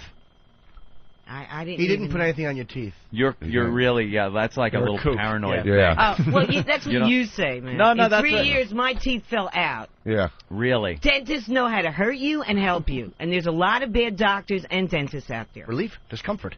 He did not put Yeah. anything on your teeth Yeah. that made them I rot. believe Sandy, that. I No. don't think they did. I think you kind of. How do you know that? Well, I don't. You Obviously, never I got don't. fucked up by a dentist? I don't think Or a there's any doctor? solution. You It have takes never 3 gotten years. fucked I'll up tell by you a something. doctor or a dentist? Any dentist I have gone to has helped me. Just Wow. the other week, Wow. last week, I had a toothache because a root canal wasn't completed the way it should have been 15 years earlier. So I went upstairs to a friendly dentist that's right in this very building, and he fixed me up. And then I went to another dentist who did the root canal properly, fixed it up. I'm totally fine now. Wow. He helped me. How come they Look at these teeth. I went to Steinway. Look at them. That was a piano reference. It wasn't that bad. Okay, so one bad one. Ugh. They're not all killers. I don't blame you, man. I look in the mirror too, and it's hard. I'm It's just hard being ugly. I'm amazed by this obsession with dentists. I am too. I've No. never heard Well, of how somebody. could someone obsessed with dentists have such awful teeth? How does that That's work out? true. No, it's because it's a problem. Are you also obsessed with hairstylists? Do you like my new Paris Hilton? Wow, is that what you're going for? Yeah, I think the You look light like color. Calcutta. The light color, man. The light color, I thought, it's like being a blonde. You might as well really be a blonde because like Jean Harlow and Opie Hughes and Dee light Snider. color. Dee Snider. Dee Snider's a good analogy. Yeah, I'm just saying. Hey, it's cool. You look like Dee Schneider. Yeah. Well. You ought to look at toothpaste and sing, "I'm not gonna take it." I took it. It's too late. It's too late, baby. But you have to move on anyway, And I'm really. Anthony, I Yeah. want to break out an old bit here. Really? I want to guess Cindy Kane's age. Ooh. 35 to the third power. Would you let me try to guess your age? Well, now there's Sure. a certain way. Okay. There's a certain way he does it, though. He you actually. remember? Oh. You know how people chop down trees and they count the rings, and they could tell how old the tree was. Yeah. Opie uses a technique. No, you won't be getting cut in half. Might be a fun thing to do anyway, but no, he's got a way that like the counting of rings. What, he looks can in tell your the age. asshole? Well, I just have a feeling, man. 'Cause Wow. He's into ass. He's into ass. no, You no, no, are no. good. Let's slow down here. But I know you're into ass, man. I look at the whole area. Look at the taint. Ah! The taint. Mostly the taint area. He's a kinky guy. He's going to have to isn't do he? yours through the Hubble telescope, Man, though. I love to show my ass. Do you? Yeah. See it. Can I guess I your remember age? the first time that I showed him my ass. It was like such a connection. If he looks at your taint, he can And then. that's such a great ass. I wish I could put it on my head. Will you be honest if I guess your age that way? Yeah. Well, let's see. Yeah, Can let's we take see. it 1 minute at a time? Yeah. All right, well, sure. I'm glad I took a bath. 1 minute at a time. And we also want to see how Twato's doing. Oh, fine, man. Yeah. Have you ever seen Twatto? No. All these years hanging with us, you've No. never seen Twatto? I don't think so. Maybe. Wow. I don't know. If I did, I'd Twatto try to is blank it out of my amazing. mind. Yeah. Has it gotten bigger or smaller or anything? Stayed the same and Stayed missed the you same. guys. Missed us. I still come into comedy clubs and say, hey, how's Twatto? Really? I got a big fan of Twatto. And course. Maurice, the comic, you know Maurice? Oh, yeah, he's a you can't say Maurice and comic in the same sentence. Okay. All right. Well, Yeah, no, he's a good guy. He is not a good guy. He's Right. He's not a good comic. Well, he loves Twatto anyway. He listens to you guys, so Yeah. yeah, a big fan. Now we talked earlier about the crosses. Are you Jewish or are you Catholic? I'm both. You're both. Sometimes I'm Jewish and sometimes I'm not. You know, when it gets to, sometimes I'm Jewish because the difference between Jew and Gentile. A Gentile, every time something good happens, he says, "Thank you, Jesus." Man, I wasn't smart enough to do this, but a Jew says thanks to themselves. Thank you. I did it myself. I showed up here. But the Gentile says, thank you, Jesus, for bringing So the it Jew's up. more realistic. All right. Sometimes, so. Sometimes it's really great to have Jesus by your side. All right, listen, we want to take a look at Twatto. Okay. I want to try to guess your age, and also I hear You didn't need him. I've also heard that you have a song for us. Yeah. A welcome back song. Yeah, this really, Ooh. I read this stepping out, man, in the laundromat. There you go. Man, and all of a sudden I started singing, Opie and Anthony are back, and I'm glad. Not yet. Okay, okay. Opie wants to guess your age. Okay, all right. Look at him, so serious. Well, what do we want to do first? The song, the age guessing, or... By the way, my CD is at Tower Records in the comedy section at Lincoln Center. This is my new Do they know you put it there? It's called Tits My Party. Tits My Party. What? Let me see. Well, Tits My Party. Oh, instead of It's My Party. Oh, Tits My Party. Thank you, Jimmy. I had no clue what the hell that meant. All right. They're allowed. Tits My Party rock?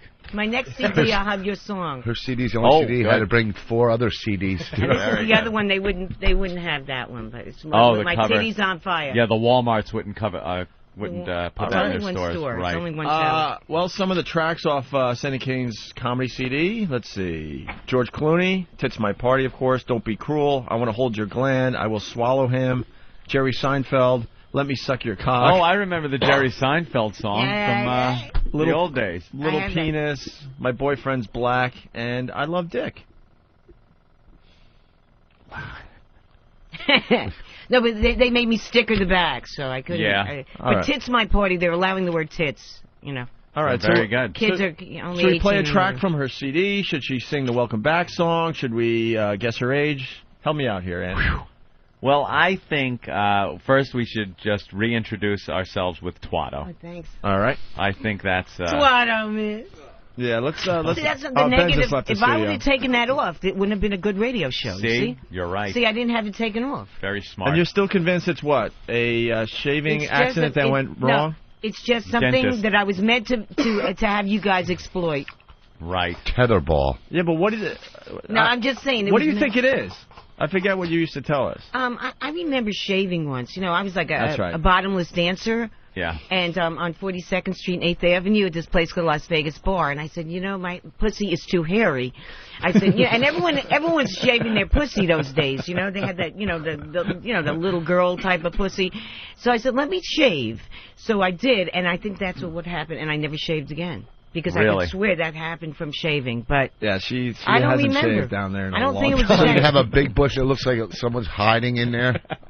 A little Vietnamese guys in your fucking snapper hiding there. right, like your beard if you let it grow, Oh. or your ball hair. It looks like a flesh mushroom sticking out Yeah. from her puke. It is There you go, flesh mushroom. a fleshy mushroom. It looks like a character from Lord of the Rings. Why don't you get somebody to Yeah, come it really- in? Why don't you get somebody to come in here and lick it for like a my fine? We've done it. Yeah, we Yeah, Really? the doctors. Yeah, they Ron said I Fest. had cancer. Ooh, we've done it all. What's that? They all said I had cancer. Yeah. Huh? They all said I had cancer. It's a genital wart. It's a genital wart, but she Yeah. will not admit it. Never. All right, let's, It is a genital wart. yeah, let's take the pants off. Yeah, let's take a look at Hey, Twatto. I don't know. My pussy's like up for it, But anyway, Yeah, so take a in look other at words, Twatto. Opie. In other words, you could tell my age by I'm not positive. I haven't done Looking this in at a while. at your taint. at my pussy. You could tell my age. No, your taint. I learned early on in Is it my asshole or my pussy? I learned your early, taint. I learned early So- on in my life that I had this talent, but I haven't done it in a while, so I don't know. Oh, man. I don't know if So I got is that the why skills. I'm here? What do you think? What do you think? Wait for Ricky. I want Ricky to see, too, because Ricky... Yeah, Ricky, get in here, Ricky. You got to stay. This is our... weapon on. All right. Okay. Ricky, this is Sandy Kane. Sandy Kane has taken off her... What are you wearing? Leotards or something? No, they're jazz pants. Jazz pants. Jazz pants, huh? Yep. Mm-hmm. Oof. Hate jazz. All right. It's awful. Oh, my God. She's wearing, like, boots. Go-go boots. Yeah, my Jesus. go-go boots. Go-go boots. Jimmy, what would you do if one of these things showed up at your apartment? Without a cock, throw them out. Hey, Dildo, that's why I brought Dildo with me. I know. We see she has a vibrator that she talks to. It's Dildo. The name's Dildo, or talking to the mic. You got talking to the mic there. Talking to the mic. All right. Your vibrating dildo is just slowly Dildo is so rotating happy around to the see room. O and A, right? Look at you. I think the batteries are dead. That's what Joan Rivers would look like without all that plastic surgery. Okay. She's older than me. That's, probably Joan. All right, well, I'm going to take that. Someone is older than me. All right, so I love Joan. Let's take the... This is Joan Rivers. Can we talk? Let's take a look at Twatto. Okay. We definitely want to see... Show it. Don't be shy. Yeah, don't be shy. Have you seen? You've seen? Yeah, I don't care. Pull your pants down. We've all seen you naked. Move your hand. Yeah, we got to see that.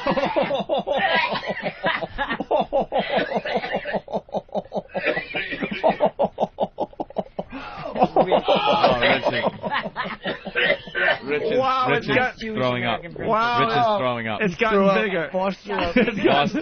It's gotten bigger. Oh, you should see like Gene Wilder. It looks like a brain in a jar in a lab. Oh, Rich threw up. Show me again. Nah, look at him. Wow, look at all the hair that's piling out of those. It's better than your performance on Last Comic Wow. Touche. Wow. Here we go. Why don't we invite all the interns in? They're all brand new. You guys, you got to see Come on, Twatto. guys. You've never seen Twatto. This is a special day on the Opie and Anthony program. Look at all the hair that's coming out of the side of your panties. That's why I shaved, and that's how I got Twatto. I have a very hairy pussy. Wow. And very well endowed pussy, too. Do you have big lips? Look. Let's see them. Big Show it. I lips. can't see it. Yeah, pull your pants down, Show Sandy. me the other side. Stop. When did you become shy? My God. Yeah, you used to Show take from your the other panties side. off all the time. Let's show your vag from the other side without the. Oh yeah, here. Look, here's the good side. I can't see it. Pull it This is aside. my good side. Pull it aside so I can see the lips. A close up. Pull it all the way aside. You know, that is awful. Sandy, pull it all the way aside. Is your pussy going through chemo or something? What's going on down there? Looks like Ron Howard's head. Sort of wispy. Yeah, you got to red show. hairs. You got to show Twatto for the boys who've never seen it. Yeah, here's Twatto, guys. Take a look. These guys are very young. Look at that again. Oh, jeez. Oh, Jesus. Yeah, Rich, look. Boss, come on, look. Rich, look at it. Look at it. Look at it, Rich. Have it tattooed. He's gagging again. No, it's really a heart shape. Remember Valentine's Day? I had it in a heart. Ew, oh, my God. What the fuck? What is that? Jesus, put an APB on that. Fucking. Rich can't take Rich, would you suck that into your mouth really slow? Oh, Jesus Christ. Somebody actually sucked on that. Somebody's fucking that? It's like a speed Nobody, bump no, by the pussy. I haven't had sex in a long time. I can't imagine why. No, Look right. at that thing. Really. Mr. Paul O sucked on that. Who? Paul O. Remember Paul O from Nobody. Ron and Fez? Yeah. That fat guy Yeah. with the fat stomach? He got on didn't his knees suck on and he that sucked knee. on... He did not. He sucked on Twatto. I sucked his dick, but he didn't suck Twatto. Isn't there one in the back door, too? Yeah. Yeah, you have a hemorrhoid. Yeah. She's happy about this. Her pussy looks like a rubber glove hanging, and she's happy. What can I do, Rich? What am I going to Get kill it cut myself? off. No, That's what everybody does yeah, with but those. then I couldn't be on here and expose it. You could take it around in a jar with you. Yeah. Just no. I mean, I like it. I like my Twatto. Oh, usually... I have fans because of Twatto. Usually that sparkle thing looks really hot on women. What do you got, some sparkly stuff on you? Yeah. Looks like Diana Ross threw up on her. Did you fucking... Why Diana Ross? You got to. Can you show him? You got to show him the roid. You got to see the roid, dude. You have to. You're part of the crew. You have to see the roid. Yeah. Please. I don't think it's out, man. Oh, let's just see. Hey, Sandy, would you do something for us? Sure. Would you smell the back of Rich Boss's ear? It's not that bad. It smells It's like not- grape jelly. Like grape jelly. Well, what is it? It smells like grape jelly. It's this cologne he wears, and it smells like grape jelly. It's stupid. So he's going to rub behind his ear, and then you smell his finger. That's all. It smells like grape jelly. Look, his and hands it's are annoying. clean. This is no gag. You Like just smell. shit, maybe. All right. No, it's not, it doesn't have shit behind his ear. Okay. What? You don't never know. Okay. Well, get the mic up there for them. Okay.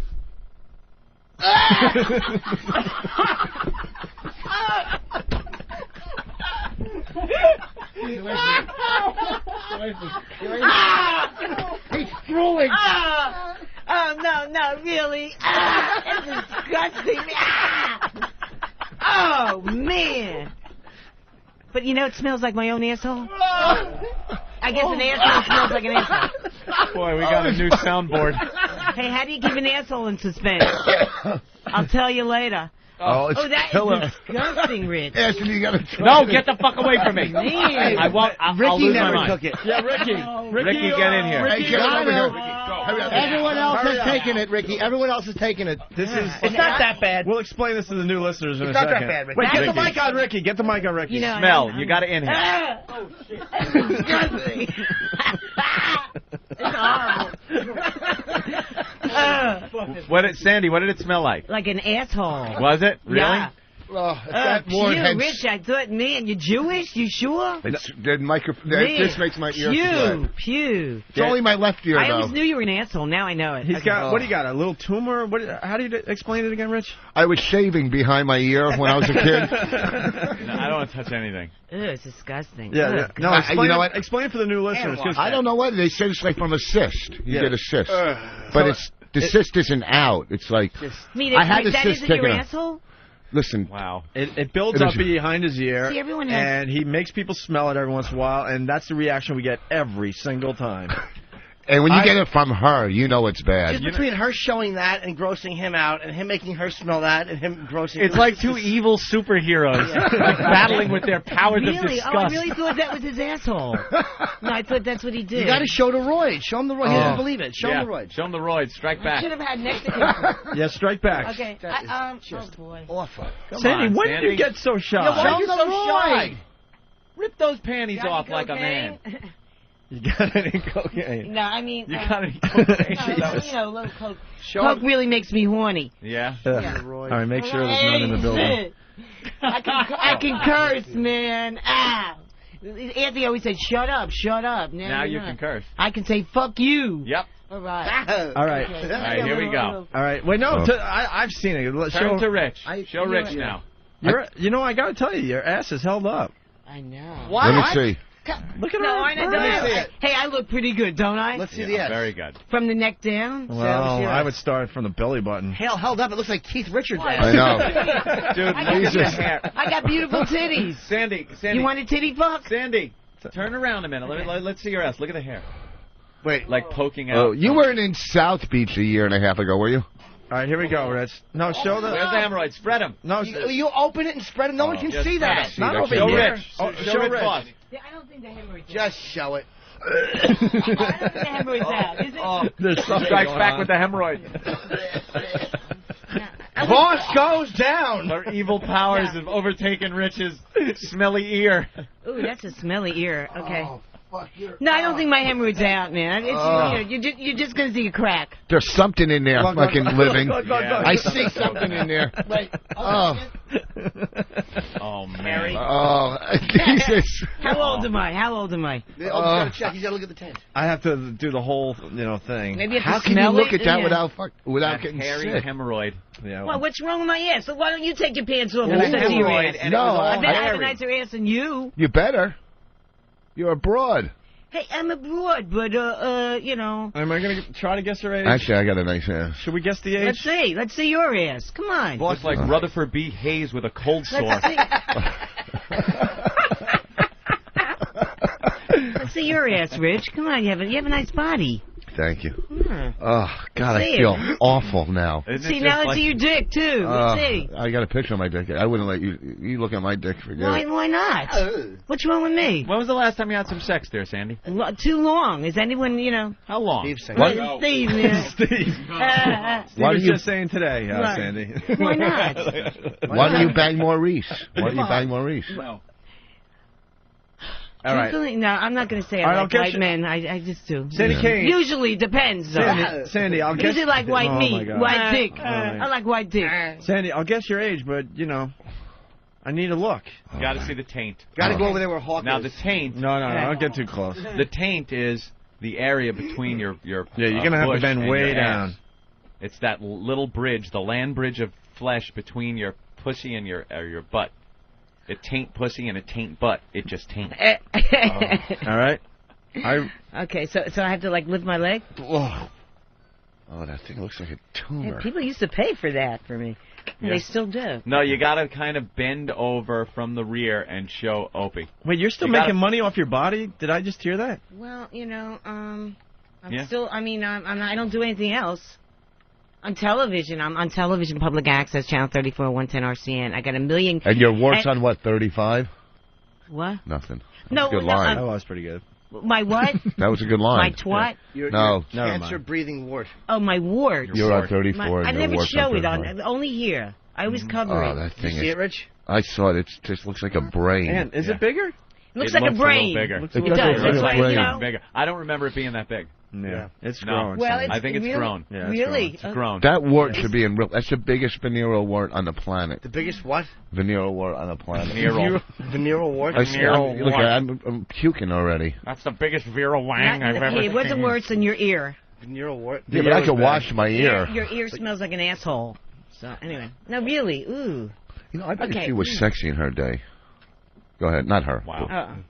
President's wife? Yeah, Bush's wife. Oh. All right, let's... Well, maybe if I had a Sandy, facelift, we got to focus again. should do a before and after. Am Give I, me a face. am I guessing Right? am I guessing your age, or are we going to do a song? I don't care either way now. Okay. The moment is almost past, Anthony. Really? Am I guessing your age? Show him your taint. Okay, Stop so talking and show You gotta- how do I do it? You have to bend over and pull your panties down. Yeah. Pretend you're There at a you go. job Now- interview. Now pull that out of your ass crack, and now bend over more. There you go. Up. You got a view. Now spread them a little bit. Open it. Move those headphones. okay. Jesus. Move the headphones. He can't see. I don't have him. Oh. No, they're on the console. There you go. All right, Opie, take a look. Sandy, Uh-huh. turn more towards. You got to bend down a little more. I Point wouldn't your do butt. it to anyone but you guys. I There you swear to go. God. All right. Oh, yeah. Yeah. You haven't said that before. Right. Uh-huh. Opie's studying. Hey, Dr. studying. Hughes. He's Wow. studying. Could you spread? You got to spread it just a little Spread bit. a little more, Sandy. Spread it. Don't be shy. Yeah. Open it. Spread them. You're There you go. you're a naughty Hold girl. Go to the dentist. Hold them. Unbelievable. Wait, can you open it so... Oh, man. Yeah, open I don't it. do this on my own show. I just want All right. Boss has to see that. Right. All right. You got it? All right. Doesn't have a great fucking ass. Let him see. He doesn't think it's nice. Open it up for him. Yeah, it's a really Open nice. it, Sandy. Look We how- gotta open it. Look how nice. Open it for him with both hands. Yeah, look how nice that is, Rick. Oh, my Oh, God. Jesus. Got a million guys Her wanting to ass see it. has a clit. All right, I'm a little confused with this one, Anthony. I Are gotta you? tell you, yeah, Yeah. I'm a little confused. We I know, usually, isn't it gorgeous? well, we usually do this with I women that watch are my own show. a lot What an ass. younger, a lot Yeah, younger. A lot of hair in there, Opie. A lot of hair. That's the, Really? That's There's a lot of hair in my ass? that's distracting. Distracting my powers, Anthony. Well, maybe listen. I'll do the show again and shave. All right. I'm thinking that this year, we're in 05, right? I think you. This is a big year for you, age-wise. I'm not sure if it's past or it's coming up. But you got a milestone birthday coming up. No. Oh, really? Or, is that true? Or just past. I don't know. No, they're all milestones. But I think it's a big birthday. Really? Yeah. What do you think? I I mean, because we always do this within a year, right, Anthony? Yeah. Because you never know when the actual birthday is. 1 year, That's give or a little- take, right. That's a little rough. Am I right about a milestone birthday? Not really, no. Oh, no. My powers might fail me today, Anthony. Okay. But maybe she's not going to admit it. That's true. Right. I could lie. I'm a Do you have a woman. license or something that I could compare the age? Yeah, I have something. You do? Mm-hmm. Where is it? Give it. Well, It's in my pocketbook. it's in your pocketbook? Yeah. You will definitely show after I give the age? Don't lie. You can't lie. Why not? She's a woman. She might lie. Yeah, I'm not. Not a woman. At this You're an point, it androgynous doesn't matter. disaster. Why Well, not? who cares how old you are? You got bumps growing all over you. People aren't going to go, I'm not banging her because she's Yeah. 82. Can I see the? You know. Can I Yeah, just? a lot of young guys want me, baby. It's like fucking you. It's like reading Braille. Can I see the front again? The front? Show Yeah. him Twaddle. I can't look No, the other side. I don't need to see that because that's. Yeah. Oh. Yeah. Okay. I think. Just tape and rip. 58, 59. All right. I'm gonna guess. I think that you're turning, or have turned, the big 60. 60. 60? Is he right? No? Why are you giving us that look? Like I nailed it. No, you didn't nail it. No, you didn't. Yeah, you didn't. No? No. Look at her. She's giving me a look like you son of a bitch. No, am I? No, I'm not. All right. Well, how could you prove it? I have ID. No, I have ID. Yeah. Can we see your ID? And all I can say is I have never seen a 60-year-old body like this. No, they're usually better. But, yeah, I have my... I don't know where's my purse. I think you're going to be 60 years old. Mm-hmm. No? No. I think you look younger, but I'm just going from the area. That's how I do this. The area, this is the best part. Ooh. Uh-oh. Not really. Well, anyway, you don't Can think I see so? the It's ID? better than my face. Show them the ID. So you're 60 show me years old. ID. Big deal. But I'm not, I'm not. Oh, I mean, boy. Uh-oh. It's like what the cops have to deal with. Show me ID. No, but now I don't no, have it. you want to see my ID? Yeah. It's in the other room. Can someone bring it? Okay. In that voice, can you just say, "Oh, you're a cantaloupe"? Oh, you're a cantaloupe. Spoils everything. Hey, did you bang Phil Spector? Yeah. Really? Live to tell the tale. Well, Yeah. I remember when we were off that you made the New York Post. It was a big deal. You're in the New York Daily News. She's Daily News. She's part of the investigation, the murder investigation. Really? Yeah. Phil Spector. D.A. Sortino and all the cops out there. Why would you be part of the crooked fucking investigation? cops. Because he raped me at gunpoint. Oh, he did? Yeah. How interesting. story. I mean, in Tortuano to forget it. Why didn't you just show him that wart? Well, I don't think I had it in those days. Phil He raped Spector you? allegedly raped you at gunpoint? Yeah. So how did that happen? Tell us the story. Well, I was working at the Improv as a singer. He hated your comedy that much. No, I wasn't a comic. I was a singer. Songwriter. Okay, so you were a singer. Yeah, singer, and I played guitar and I wrote original songs. What year are we looking at? What year was this, Sandy? What? Oh, that was Oh my God, Aunt! I nailed it. Did you? Hold on. So why are you lying, Sandy? Sandy, I nailed it. You got to give me props. And you say right on your form here, date of birth, and age. Well, here's the problem. She gives her age as 49. But 49. Sandy. 49. You got to shoot a little higher No, than Jack that. Benny said 39. 49. I wouldn't have believed that 11 years ago. All women give the fake age with the 9. Right. Girls in Most everyone's 33. Girls in their early to mid-30s will always say 29. Yeah. Right. But, so she gives her age as 49, but she gives her date of birth as, can I give you date of birth out? Sure. Doesn't matter, right? September 16th, 1945. 45. I nailed it. 1945 isn't 60 years old. Yeah. Yes, it is. Yeah. Sandy, you've been lying so long that you don't even know how old you are. Oh, 45. No, it was.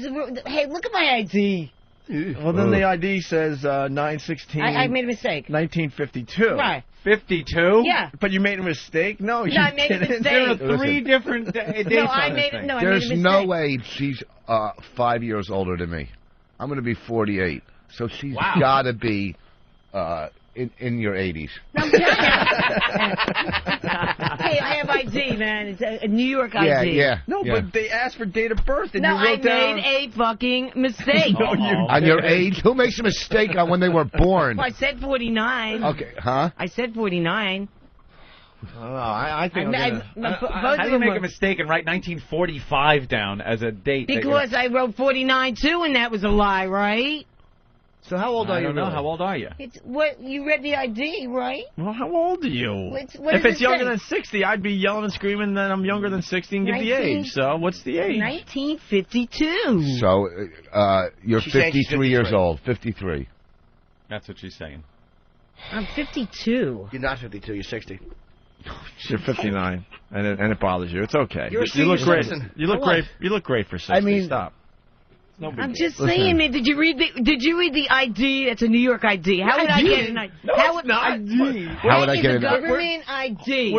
Hold on, where's Steve? That's not. That was that's a a weird ID. That's Yeah. one of those That is a IDs you get in Times government Square. fucking The type of ID you can buy on 8th Avenue. No, you can't. It's a government Is ID, it? man. Check it. Usually, like 19 or 20-year-olds get IDs like that, not a 60-year-old Yeah. woman. That is a government ID. It's a. Steve, what kind of ID was that? It's a government ID. New York government. It's some kind of New York State ID, but you can get fake ones of those anywhere. Bullshit, man. Ooh. Bullshit. Yeah. You got, man. Ooh. Yeah. Hoo-ha. You know. Hoo-ha. But, I mean, you could believe what you want to believe. It's okay, Sandy. You All right. look great for your age. Thank Stop. you, man. You really do. We're not trying to trash you. I You mean, look look good at for this. 60. Look at this ID. A New York. What does it say on it? New that York blue State lettering? benefit identification card. Oh, That is a real ID, man. Is that for Food stamps. Oh, food stamps? Yeah. You don't get food stamps. I do so, man. What kind of Jew? How do you think I live? And we thought you lived off your body. Well, I do, too. Food There's a stamps. little bit here, a little bit there. I So need you get food roaches stamps. in your apartment? Definitely. You have roaches? Oh, definitely. Rats? Do you have rats? Rats, definitely. You don't have rats. No, not yet. I You have roaches. Why you come up? Maybe I will. Never happened. You do have Okay. roaches, though. There are a few roaches in my apartment. Yeah. Do you have Doesn't everyone have a Do you have few? like a rent control apartment from like 1920 or something? No, I live in the best building in New York, 400 West 43rd Yeah. Street. It's the entertainment building. Where? 400 West 43rd Street. What is the Apartment Right down 6K. the- right down For the you coast. guys out This there. is, yeah. No, I live on 43rd and 9th. No, they did a crib segment up in my apartment, remember? roaches. Oh, right. When Pam Anderson and Kid Rock were on that day. That was a lot of fun. It was Yeah. roach infested, your apartment. Wasn't that? Yeah, it was that's pretty right. roach infested. Okay. How can you live like that? How can Well- they live like that? Well, I try to, kill as many as possible, but how can they live like It's a mess, your apartment, right? No, it's not. Okay. It depends. How's your little boxy room? I know you moved since then. But you had a stupid little room. Well, Sandy, why don't we get to some songs? Okay. All right. So you're going to sing karaoke? Yeah. All right. Do we have I- your This your is, track? I You see saw this the all- ad. You saw the ad. Saw for- the ad all over the walls of New York, and I was so inspired. Okay. And I'm so the happy ad that to we're be- back that you're- doing radio. I am so happy you're back, man. So are we. This is so therapeutic. Oh, God. Yeah. I can curse, man. No, Anthony, you've always inspired me to say "shut up" a lot, and I Oh, just well, that's what I usually say shut to you. up, But now, shut up. I mean, just because I was on public access. Well, No, now you're you a know. big star. We all know that. Does the wart sing backup? Shouldn't a frog be sitting on that? This is like a. Are You're not so hot yourself, Well, man. but he Well, knows look it. at you, baby. You're not the hottest looking guy in the fucking world. I am. I mean, you're not an Opie Hughes. I mean, come on. But I'm hot. Well, yeah, where? Oh. You have hot girlfriends, I know that. Ugh. You probably have a big dick in there, but do you? Are you well endowed? It's pretty nice. It is nice. Yeah, Well, you've seen it. it's like I like to compliment Norton's cock. Yeah. I'm What? Norton's cock's publicist. Yeah. You have a big dick? It's not big. It's okay. Okay. Nice. I should guess just penis sizes.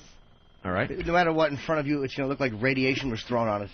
You should get this story. All I saw was Motley Crue helps search for missing fan. I have no idea what that's all about, Eric. But jump on that story for tomorrow. I guess one of Motley Crue's fans are missing, and the band is helping. Maybe they thought it was hiding in one of fucking Yeah. Tommy Lee's condoms. Look at this. Check Tommy Lee's pool. Look at his nose job. That guy's a nose job. Damn it, that was the joke. I go for the dick joke and you go for the news story. I stink. All right, we got your music, Sandy. Okay. Are you guys ready for Sandy Kane? Okay, right, this is for No, you. but guys. regardless. And Dildo loves you guys. By the way, when we That's go to great. break, someone go find the Sandy Kane Drew Boogie remix. We're gonna go to break with that. But Drew you got it? Boogie. We have it here. Time they We stuck have it their here, finger Derek. in my asshole. And And you screamed. yeah, with a preparation H. All right, here we Yeah. go. Here's your music, Sandy Okay, Kane. here we go. All right, Sandy. concentrate. Get in the moment. Okay, all right. Oh. It's just like watching American Idol.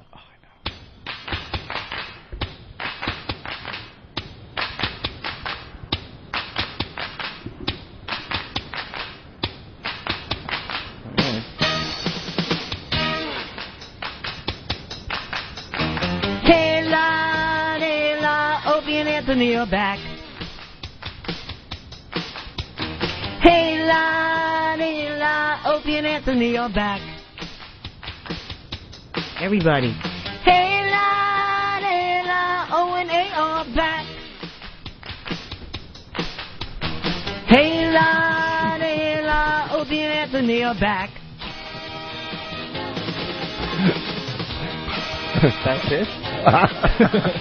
I'm so glad Opie and Anthony are back. Now I can show the hemorrhoid in my ass crack. Stop it! I'm so glad Opie and Anthony are back. I can show my titties and the hemorrhoid in my ass crack. Wow. Oh, and they are back. God damn it, are you fucking with me? They're on XM satellite radio. Hold my fucking hand over there. I said choke now yourself. I can say now lean fuck forward and choke yourself. cunt and pussy, you know. He's got a real big cock. I'm so glad O and A are back. Oh, no. I can show my pussy and my hemorrhoid in my ass crack. Yeah, hallelujah, they're back. Oh, the world won't be the same. Yeah, let's smoke some crack. Opie and Anthony are back. I'm so glad they're back. I can show my ass crack. They are back. What have we got here? Oh, they are back. What is your I need a dentist. I need a dentist. I need a dentist. So if we want to book you, do we call who? Broadway Danny Rose? I was Michael Musto said that. She's something out of Broadway Danny Rose. Who's Michael Musto? Michael Musto from the Village Voice, that gay guy. I got to give her credit, man. We threw the poker chips at her, or I did, whatever, and she I'm barely used flinched. to, man. She barely flinched. Hey, remember, I worked on 42nd Street and 8th Avenue for a long time, so. At the peep shows, right? Yes. Yeah. Do you like that sound? So I stuck my vibrator in my asshole, so you guys are, I'm used to it. Hey. Does this sound do anything for you? Yeah. All right. Oh, God, I needed that. I thought it was going to be my when you stuck your finger in my ass, and I went, I can't believe it. Oh, okay. It's all right, man. It's all, it's over. It's over. It's too late, baby. How come you don't have a black wig? You should get like a black wig. Why? I don't know. Just you like black better? Yeah, I just think that you look like if you had a nice black wig. Oh, I'll get one. Style. I'll get one. I have all different colors. I have all different colors, man. Mr. Dilda, how you doing? My batteries are out, but he's really glad to be here. He's glad to be here, man. All right? Oh, my gosh, she's talking to her dildo again. Okay. What's wrong with that? Hey, boss, will you smell that dildo? A dick is a dick. Are you kidding me? I'd rather smell my ear. Hey, we still haven't seen your boobs. You still do breast tricks? Sure. Breast tricks? All right. Opie, man, the whole 9 yards. All right, let's whip those out. Oh, my God. There they are. For a 60-year-old woman, though, they're not bad. Let's give her some props where props are due, ladies and gentlemen. That's right. I'm not 60, man. Sure. I made out with a broad like you in South Beach. Dude, you're not 60. The girls don't wear tassels anymore on their nips. Why do you have the tassels? Tassels. I know. She has no nipples. Look at her tits with the veins. They look like road maps. But what's with the tassels? Let me tell you, I've had veins all my life on my Put tits. Visine on your tits. Why Visine eyes? I don't get it. I don't get tassels? Clear eyes. What's wrong with tassels, man? Tassels are so 1950. No, they're not. They're tits graduating from high school? I'm a burlesque. No, I'm a burlesque artist. Burlesque? Yes. What year is this? It's burlesque 2005. is happening now, Anthony. No, in your mind. No, there's burlesque happening, man. That's like throw your tits up in the air. You just graduated. There's sequins and those tassels that are hanging from you. like your curtains or something in a museum. Oh, jeez. Oh, Get be some careful. You're going to give spinning. yourself a black eye. They don't want. They refuse to move it. Oh, they're like a career, Mike. she's awful. Hey, Do you girls. get paid for entertainment, Mike? I mean, you get paid anywhere? Oh no, I have to pay people to No, entertain. I'm serious. Like, do you do shows? Do you do like personal appearances? What? the Yeah, I fuck do. you know, do? why? Do you have a booking for me? Do I have a booking for you? Fucking Michael Eisner couldn't get you a booking. Okay. Well, hey. But what do you do? Comedy, sing? What do you do? Well, I have a public access show. It was on last night, man. Yeah, it's I'm a in good show to Jersey. I don't watch. get it. Yeah, it's a good show to watch. With the, Sandy, we like your TV show. Oh yeah. Oh great. Thank you. Oh. Do you get paid for that? No, I pay to do it. You pay to do it with the welfare, with the food stamp Yeah. money? Yeah. Yeah, but if you get advertisers, don't you get money? No, there's no advertising on public access, but it's on 10 years in July. So. For real? Yeah. Cool. So your CD sales must go up to like. I don't know. It just came in. I just got Tower last week, so we'll see what happens. Oh yeah, everyone go buy my CD. Tits My Party at Tower Records Lincoln Center, Like in the comedy like section. This week, okay. Say like this week I'm at McCurdy's in Sarasota, Florida. Could I see your access show from there? No, it's only Manhattan. What are you doing? A gig in a restaurant? What the fuck is McCurdy's? But it's Comedy Club. It's a good club. Yeah. Sarasota. Will you take me with you? Would I take you? No. only if you can't make it with me to the Boston Comedy Connection Friday, Saturday. I love it. We should take a break, Anthony. No, huh? I just think that you guys, you know, What's that? you know, I think it's a very big thing with older women and younger men. They go very good together. I agree. Really, it's a big thing now. What is? Older women and younger men. But the older Big women thing have to now. have money or something. Yeah, well, I have my food stamps. Cool. Yeah, We'll find a the thing. guy We who's always just eat, man. chomping at the bit. Lonely woman with food stamps and vaginal cancer seeks male dancer for fun. Well, I yeah, guarantee Maurice would bang her. Oh yeah. All right, we're going to play the Sandy Kane remix that Drew Boogie did. Yeah, very good. Okay. Sandy might be here I after knew the break. these titties Maybe would not. relax everybody, right?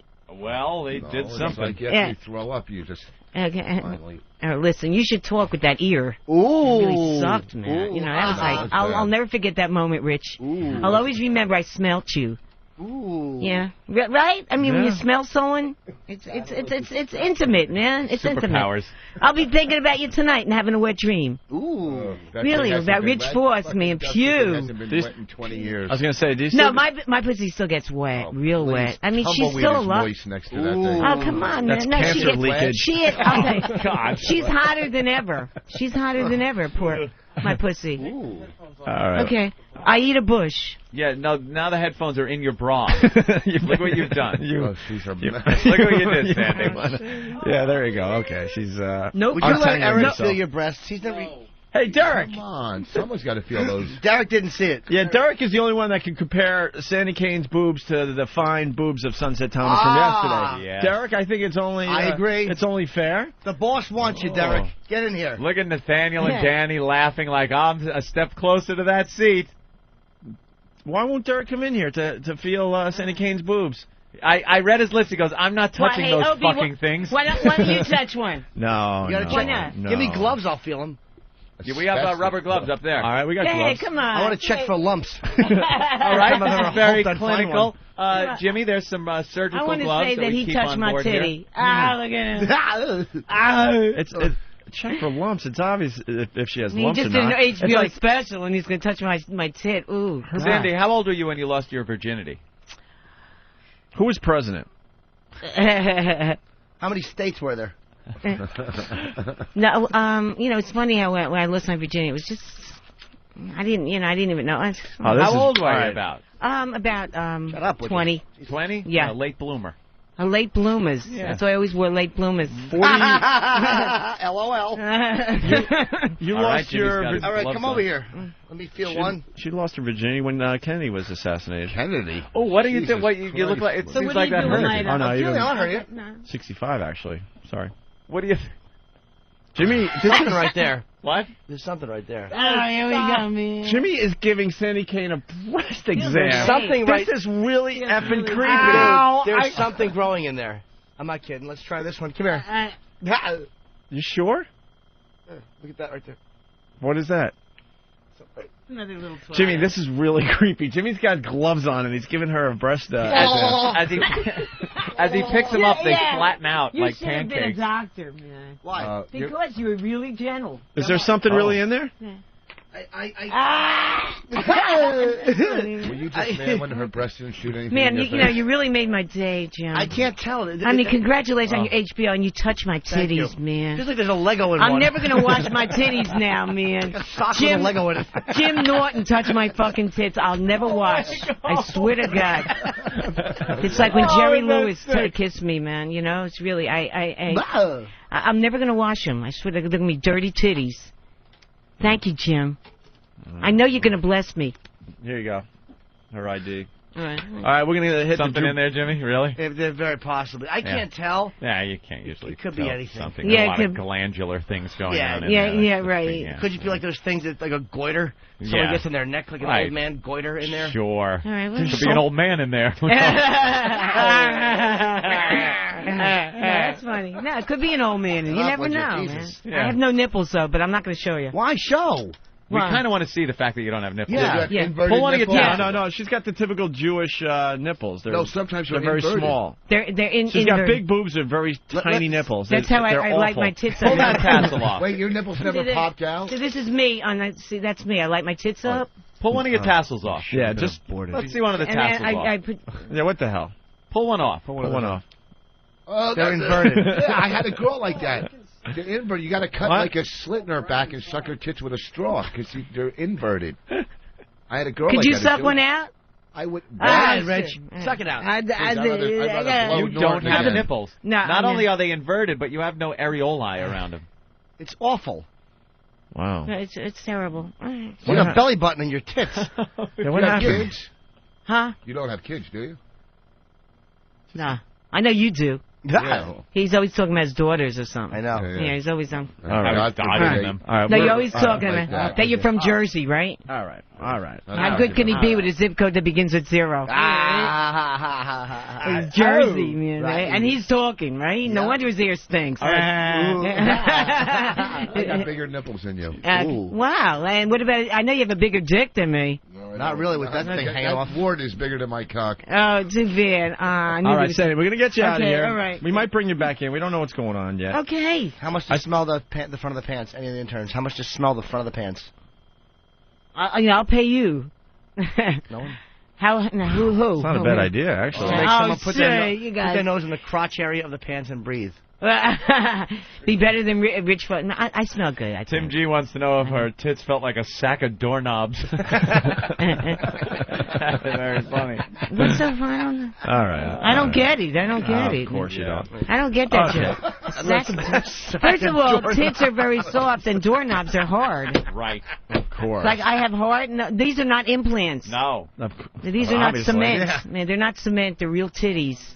They're real double D's. I hear you. Anyway, divine, delightful, delicious, Double and D long. dangerous. Oh, you're right. She names all her body parts. Dangerous, and I'm really glad that Opie and Auntie are back on the air. All right. No, I really am. I'm Okay, so all glad. right. Listen to the True Boogie Sandy Kane remix. We'll continue in just a bit. All right. Ladies and gentlemen, the one, the only, Sandy Kane. Thank you very much. Thank you.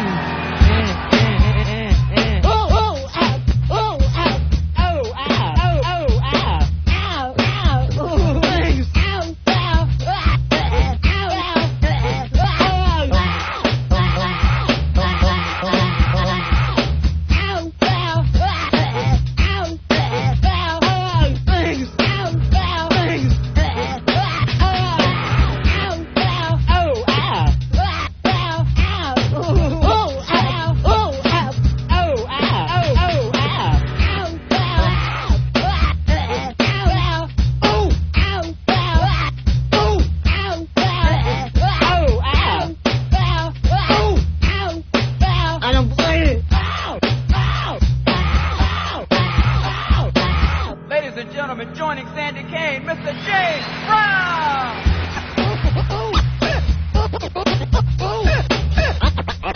I don't play.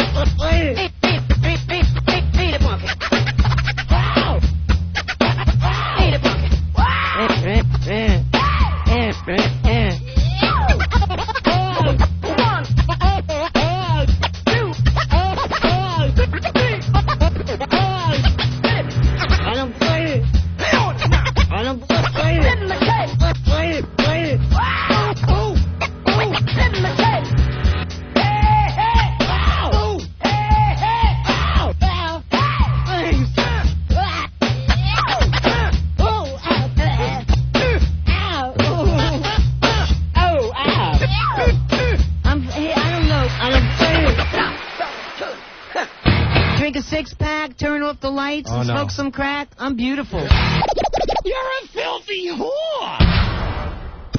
I came up with something years ago. Basically, it says, Whip 'em out Wednesday. Big, luscious, juicy ones. Wow. The swinging tribute to unrestrained female anatomy. It's Whipping Out Wednesday. The Opie and Anthony Show.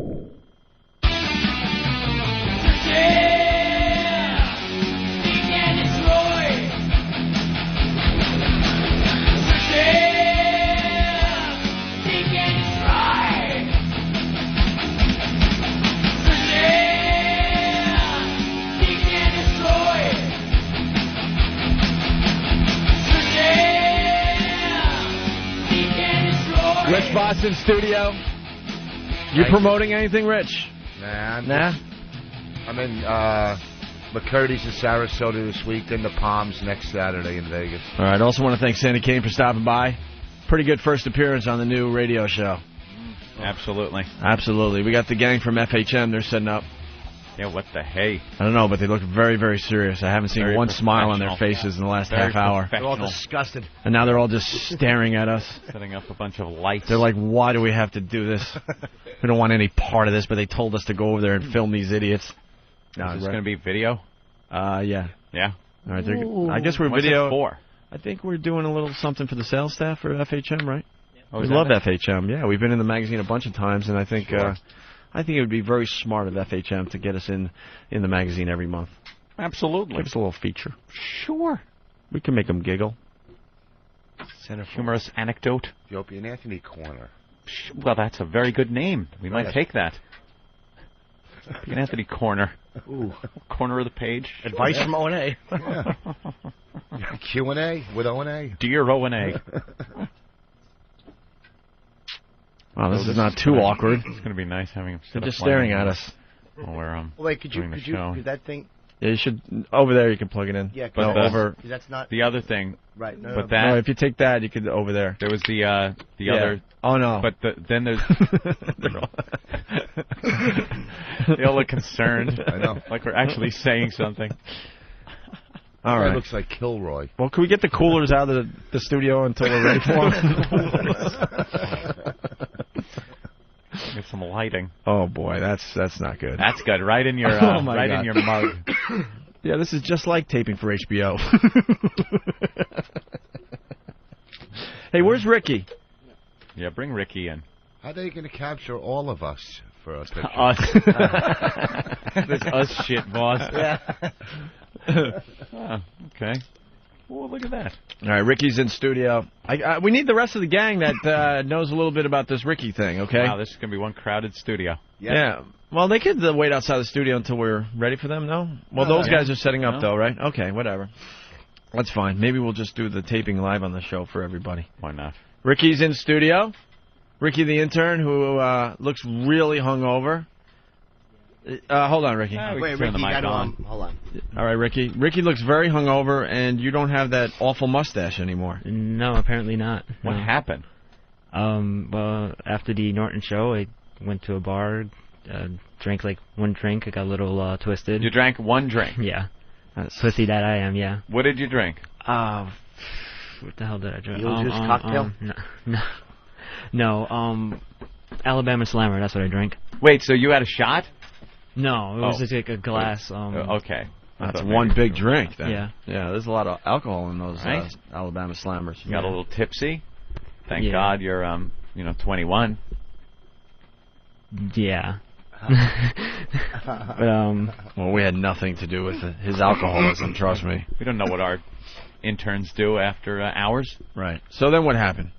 Like during that time at the bar, Danny decides to go get a razor and some shaving cream and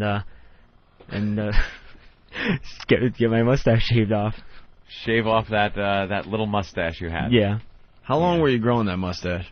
I don't even remember. It's 4 or just 5 years easily. 4 or 5 years, no. No? No longer than that, maybe. I thought maybe you had just never shaved since, you know. No. I get it trimmed up like a little thin, but other than that, I've only shaved it like once. You had one of those mustaches that you usually see on like a 13-year-old boy. Yeah, it's like when the hair first starts growing in. Yeah, and they're proud that they could grow hair, so they let it go, and it's just a little darker than. It's wispy and not much to it. Yeah. So in the middle of the bar, they shaved your mustache? Yeah. Danny? Yeah, I was sick of it staring at me when I was trying to enjoy a drink. It was staring. Yeah, it was just annoying me. I was looking at it and I was getting I was just getting angry. So I went out I had to get cigarettes, so I figured I'd pick up a razor blade and some shaving cream and just get the job done. Did you shave Ricky? No, I did not. Oh, I just picked up the supplies. I'm the enabler. Donkey Sausage. Donkey Sausage. Big celebrity. Donkey Sausage. Oh, wow, there's something there, Danny. Big celebrity that she is. What's that all about, Danny? I'm not trying to be rude or anything. But yes, you are. Are you kidding me? You said that line and looked down. It's like, nah. Big she celebrity. She runs around just looking for it, so yeah, good for her. Well, she's like I think she's becoming like the den mother of the whole show. Is she hot? Yep. Yeah, she's sexy. Anything that goes on, she seems to be there and seems to take charge. All right, and she also kissed you, but you weren't really kissing her, bro. No, it was just like just contact on lips. That was it. No making out or nothing like that. Just like. And how did that get started? I don't know. It just happened. Did she come up to you and just grab you? Yeah, it's not and like started kissing you. No, it's just that she just cut her lips on my lips, and then it just stayed like that. And I think 2 guys took the picture. Oh, so it was just a photo op more than it was to make it. Why didn't you? You should have went for tongue. No. Like if she approached you and did that, you could have slipped tongue without any repercussions. I don't know. Yeah, I don't know either. All right, so then what happened, Danny? Then you guys all came back here all drunk? Well, I was planning on staying in the city anyhow, because just going home didn't make sense. And Ricky decided that he was not going to go home either and was going to crash here at the studio. You're a wild man. Yeah, he's crazy. He's a real rebel. So, wow. We so he came back here, and Danny gets pissed off when the other interns get it's more not mic even time than him. I'm so exhausted. I just want to go home and take a nap. All right. Yeah, I hear you. So then you guys decided to record him or something? Yeah, I figured since he was already intoxicated, I might as well make the most of it. So I just flipped on a mic and went for it. Good thinking. And are you in trouble at home there, Ricky, for staying here last night? I'm not sure until I get home. I mean, I did talk to my mom. She just called me to see if I was okay and whatever, but I don't know how my dad would feel about it, so I have to wait till I get home. About you being out all night? Yeah. Just so you went to a sleepover. Yeah. They won't even buy that. They're just like, my mom was upset that like I made the decision to like not go home, which would have been stupid anyway, because it's like I'm in the city already. Why go all the way up north to Yonkers and then come back down in the city? Do me a favor, Ricky. Don't practice your speech to Mom on us.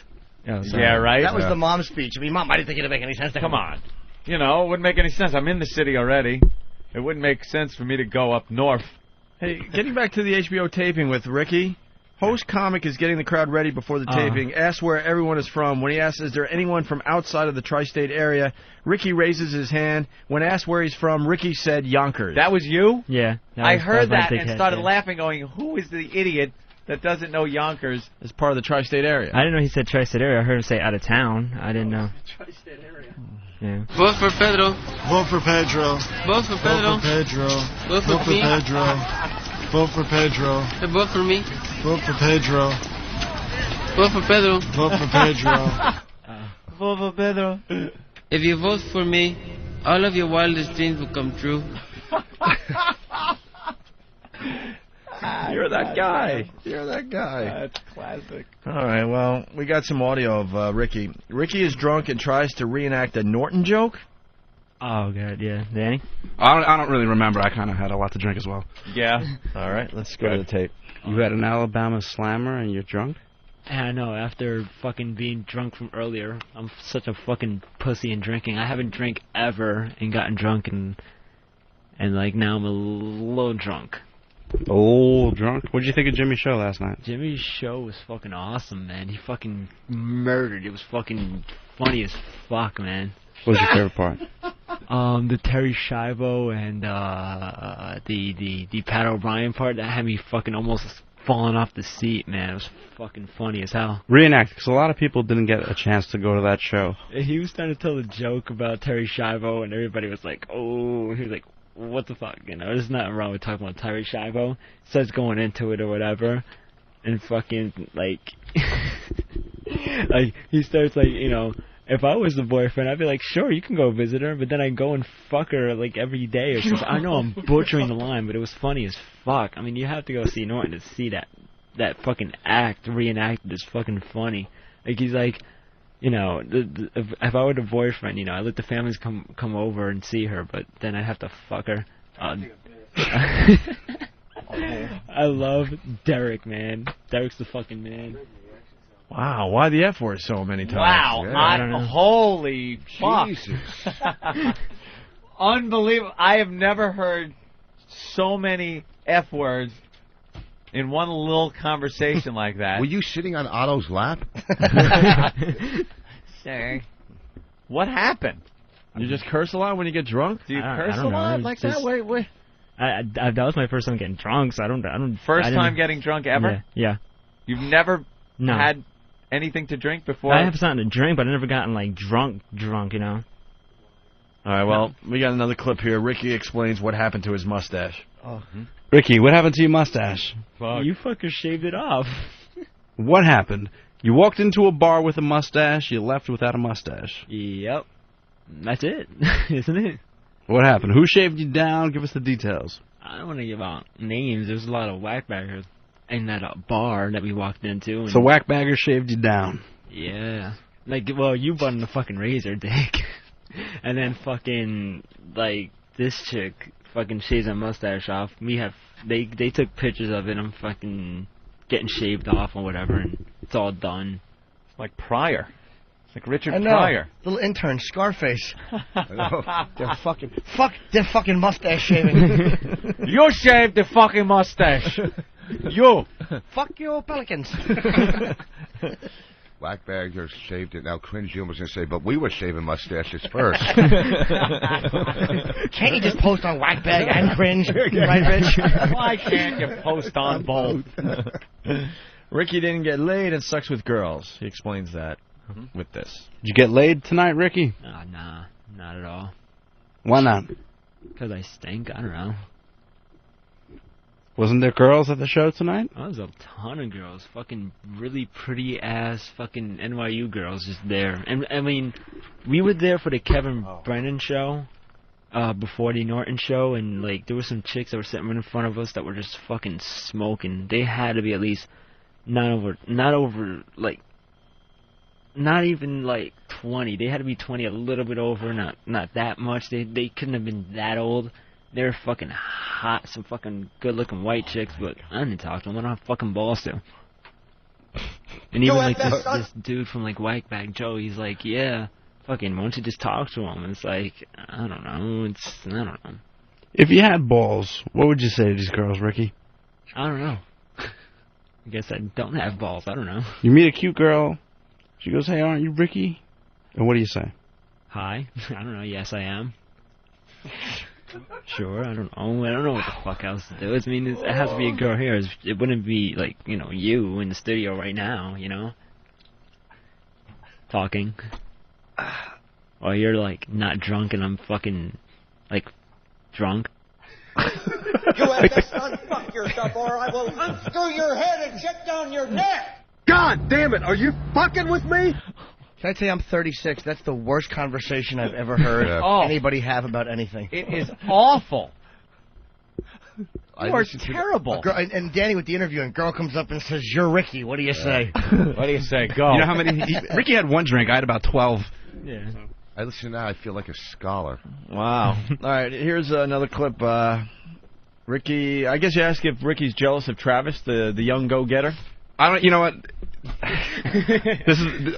In all honesty, this is like the first time me hearing this stuff because I don't even remember it last night. Two drunks just talking to each other after Norton's HBO taping last night. Are you jealous of Travis? Do you think that Travis is stealing the spotlight? And if maybe Travis wasn't in the picture, it could be the Ricky show? Oh, hell no, dude. If it was somebody else, they'd still take my thunder, dude. I'm just like, I don't know. I mean, Travis is definitely a better intern, in my opinion. Why? Well, he actually, like, you know, does more shit than I do. I mean, he does get the orders right. He does, you know, more shit, and then I'm sitting here, you know, doing shit, you know. I mean, I honestly have to look up to Travis too, because he's cool, you know. Even though, you know, he'll still look at me as like an idiot sometimes, but you know, he'll fucking still be cool about it. I mean, you know, but nah, Travis is cool. I mean, you know, if it was,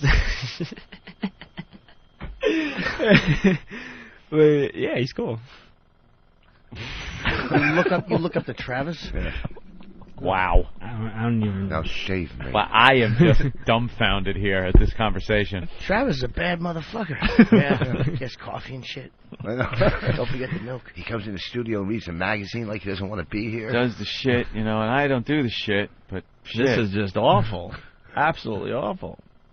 What's going to happen tomorrow when your mom finds out that you got drunk last night and stayed at the She studio? won't find it out. She just, dude, she's not even mad at me being drunk. I mean, she's calling me because it's like, all right, come home now. I'm like, no, it doesn't make any sense for me to get home because I have to do the radio show. I have to work here at Opie and Anthony in like a couple of hours, and it doesn't make sense for me to go all the way fucking to Yonkers and then come mommy. back. I mean, I'm missing out on a lot of sleep, and you're turning on the instant replay. And I mean, dude, it's like, it doesn't make any sense for me to go all the way home and fucking going back, you know? It makes no sense at all. Ricky. And I know, she's saying to me, oh, you know, you can't make that decision and that bullshit, and now, like, I have to talk to my dad tomorrow, and I know it's gonna be fucking hell. I know my dad's gonna flip. I thought he was going to say my dad's going to fuck me. I was hoping. Wow. How hot would that have been? You know how uncool it sounds to be using the word fucking and, you know, and then she fucking said that when you're talking about your mommy. Yeah, and I told her, you know, it doesn't make any fucking sense for me to go fucking home when I'm in the fucking city. Mommy. How old are you? I'm 19. Okay.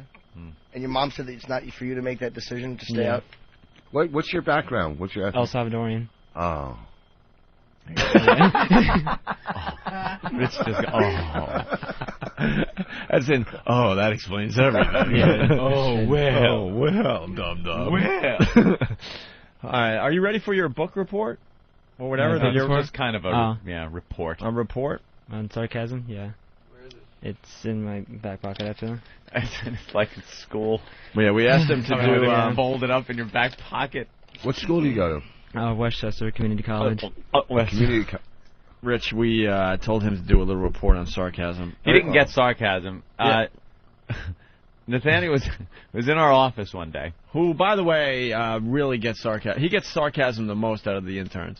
Yeah. The most. He was sitting at his desk, and for some reason there were a bunch of the chairs in the office were all gathered around him. As people had just pushed him there, I guess. And he looked around and went, "Could I get another chair around me?"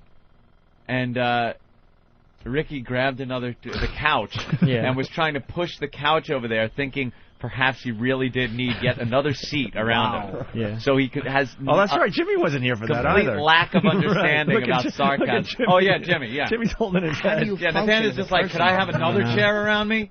And he went to get him another chair. Yeah. Yeah. Back in El Salvador. You are a real ass. So we told him if he's going to work on this show, he really has to understand sarcasm. Absolutely. So we told him to do a little report on sarcasm. I mean, you're a bright guy. He looks like ADD. If you could look at ADD, he's just in the another face of daze. ADD. Is that it? Yeah. Dude, why don't you have any confidence in yourself?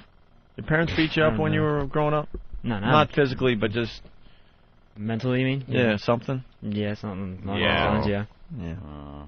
They wouldn't let you sleep in the hut as a kid back in El Salvador? No, I never lived there. I was born here, so thankfully. But they both came from there, so. Both. Why is that painful that you were born here? No. Did you say painfully? No, thankfully. Oh, thankfully. Okay, I'm sorry. You kind of get a little ghetto every so often, I've noticed.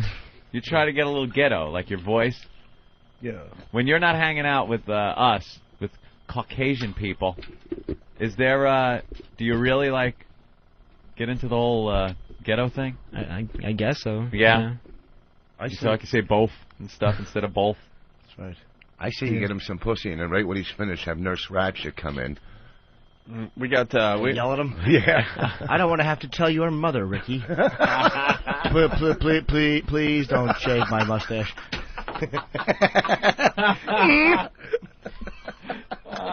And we give Ricky a lot of credit. He's in college and he does his own radio show. We got.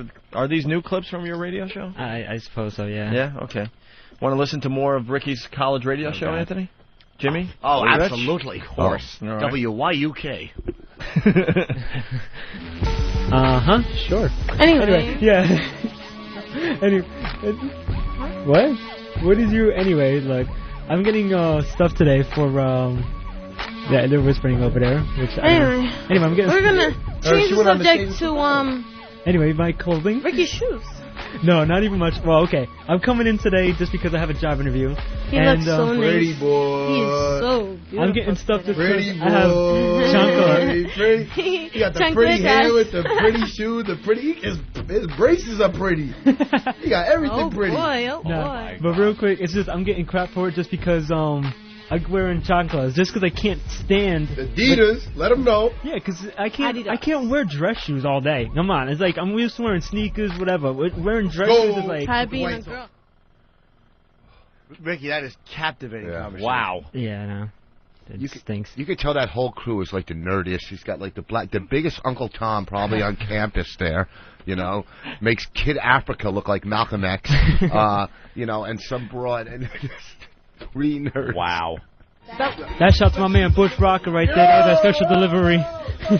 G-Dep, that was the remix. And then I got some Wu-Tang coming up right now. Old school Wu-Tang, Protect Your Neck on the new sound of Parody 8. Welcome to you. Yeah, he was ghetto right there. Yeah. That was your ghetto delivery. Yeah. Yeah. That's good. You put on a good, what do they call that? Uneducated sound. Yeah. I wanna lead the game without at least saying goodbye. So all my people on the left, all my people on the right swing. One last time. It's the new sound of Parody 8. It's Ricky here. I don't need any music for the outro today. It's 11:58. Got 2 minutes after my show, but it's basically the end anyway. I was going to wait for Abby just so she can plug her show, but I'll do it for her.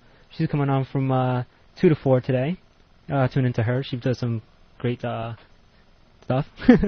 No, she does some great talk of. She does talks a lot about things, and then she also plays a lot of good music. So tune into her 2 to 4 today. 914-606-6753. I got the Power Hour coming up next, and that's about it for today. See ya.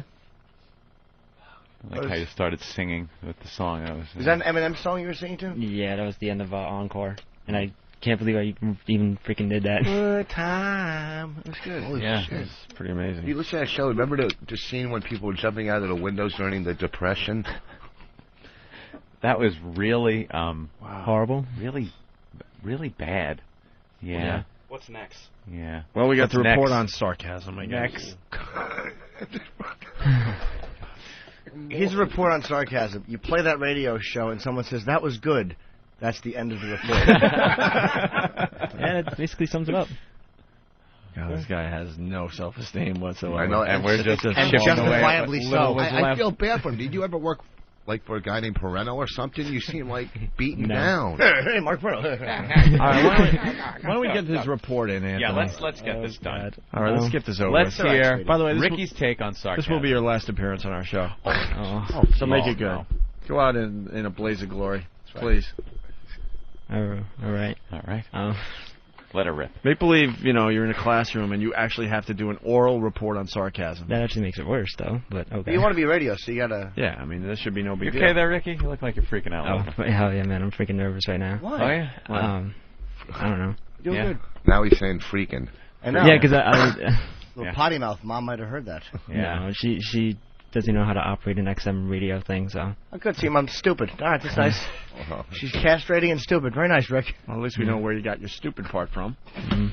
I think he's a good kid. You know what? Shut your diplomatic face. I like the kid. I think he's a good. It's hard to smash him. It really is. I like him a lot. For 19, you know what? We're going to go back to my place and talk about your career tonight. Ooh, 2 men eating scented marmalade. You only have a minute left? No, 3. Oh, 3, okay. Right, come on, let her rip. Let her rip. Sarcasm. I just wanted to start out this little presentation on the definition on sarcasm, which has two meanings. One, a cutting, often ironic remark intended to wound. Second definition of it, a form of wit that is marked by the use of sarcastic language and is intended to make its victim the butt of contempt or ridicule. Hey, this is good. Yeah. Like when someone says that's proper to say the T and often. Oh. That comes. What does it mean to you, though? You're just copy and paste it from a dictionary. Well, he said to start, he wants to give the definition, and then he'll move on. Plagiarizing jizz bucket. Go ahead. Yeah, no, I just did this like a couple of hours ago when I was drunk, so didn't really help out too much. That's great. Way to impress Anthony and I and Jimmy. Yeah. Jesus. We give you an assignment and you do it last minute. Sorry. Go ahead. Yeah, no. Everyone is sarcastic in one way or another, just to be funny or just to mess around with another person. It all depends on the situation and how it's supposed to be used. Yeah. Is this your words? Yeah. Okay. Yeah, that's why it sucks. That's good. $50,000 isn't anything is one example of sarcasm.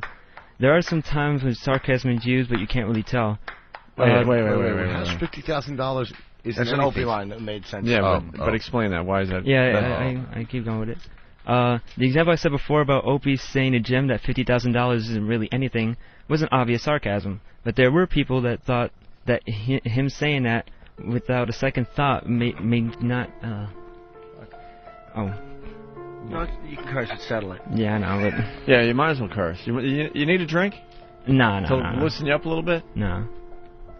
All right. Back up a little bit because you were stuttering through that whole last line. Yeah, I'm just noticing some typos and stuff. So. Why are you shaking? Look at you're shaking. Yeah, Put your hand out. Just calm down. Put your hand out straight in front of you like this. Wow. Okay. Shaking. It's not like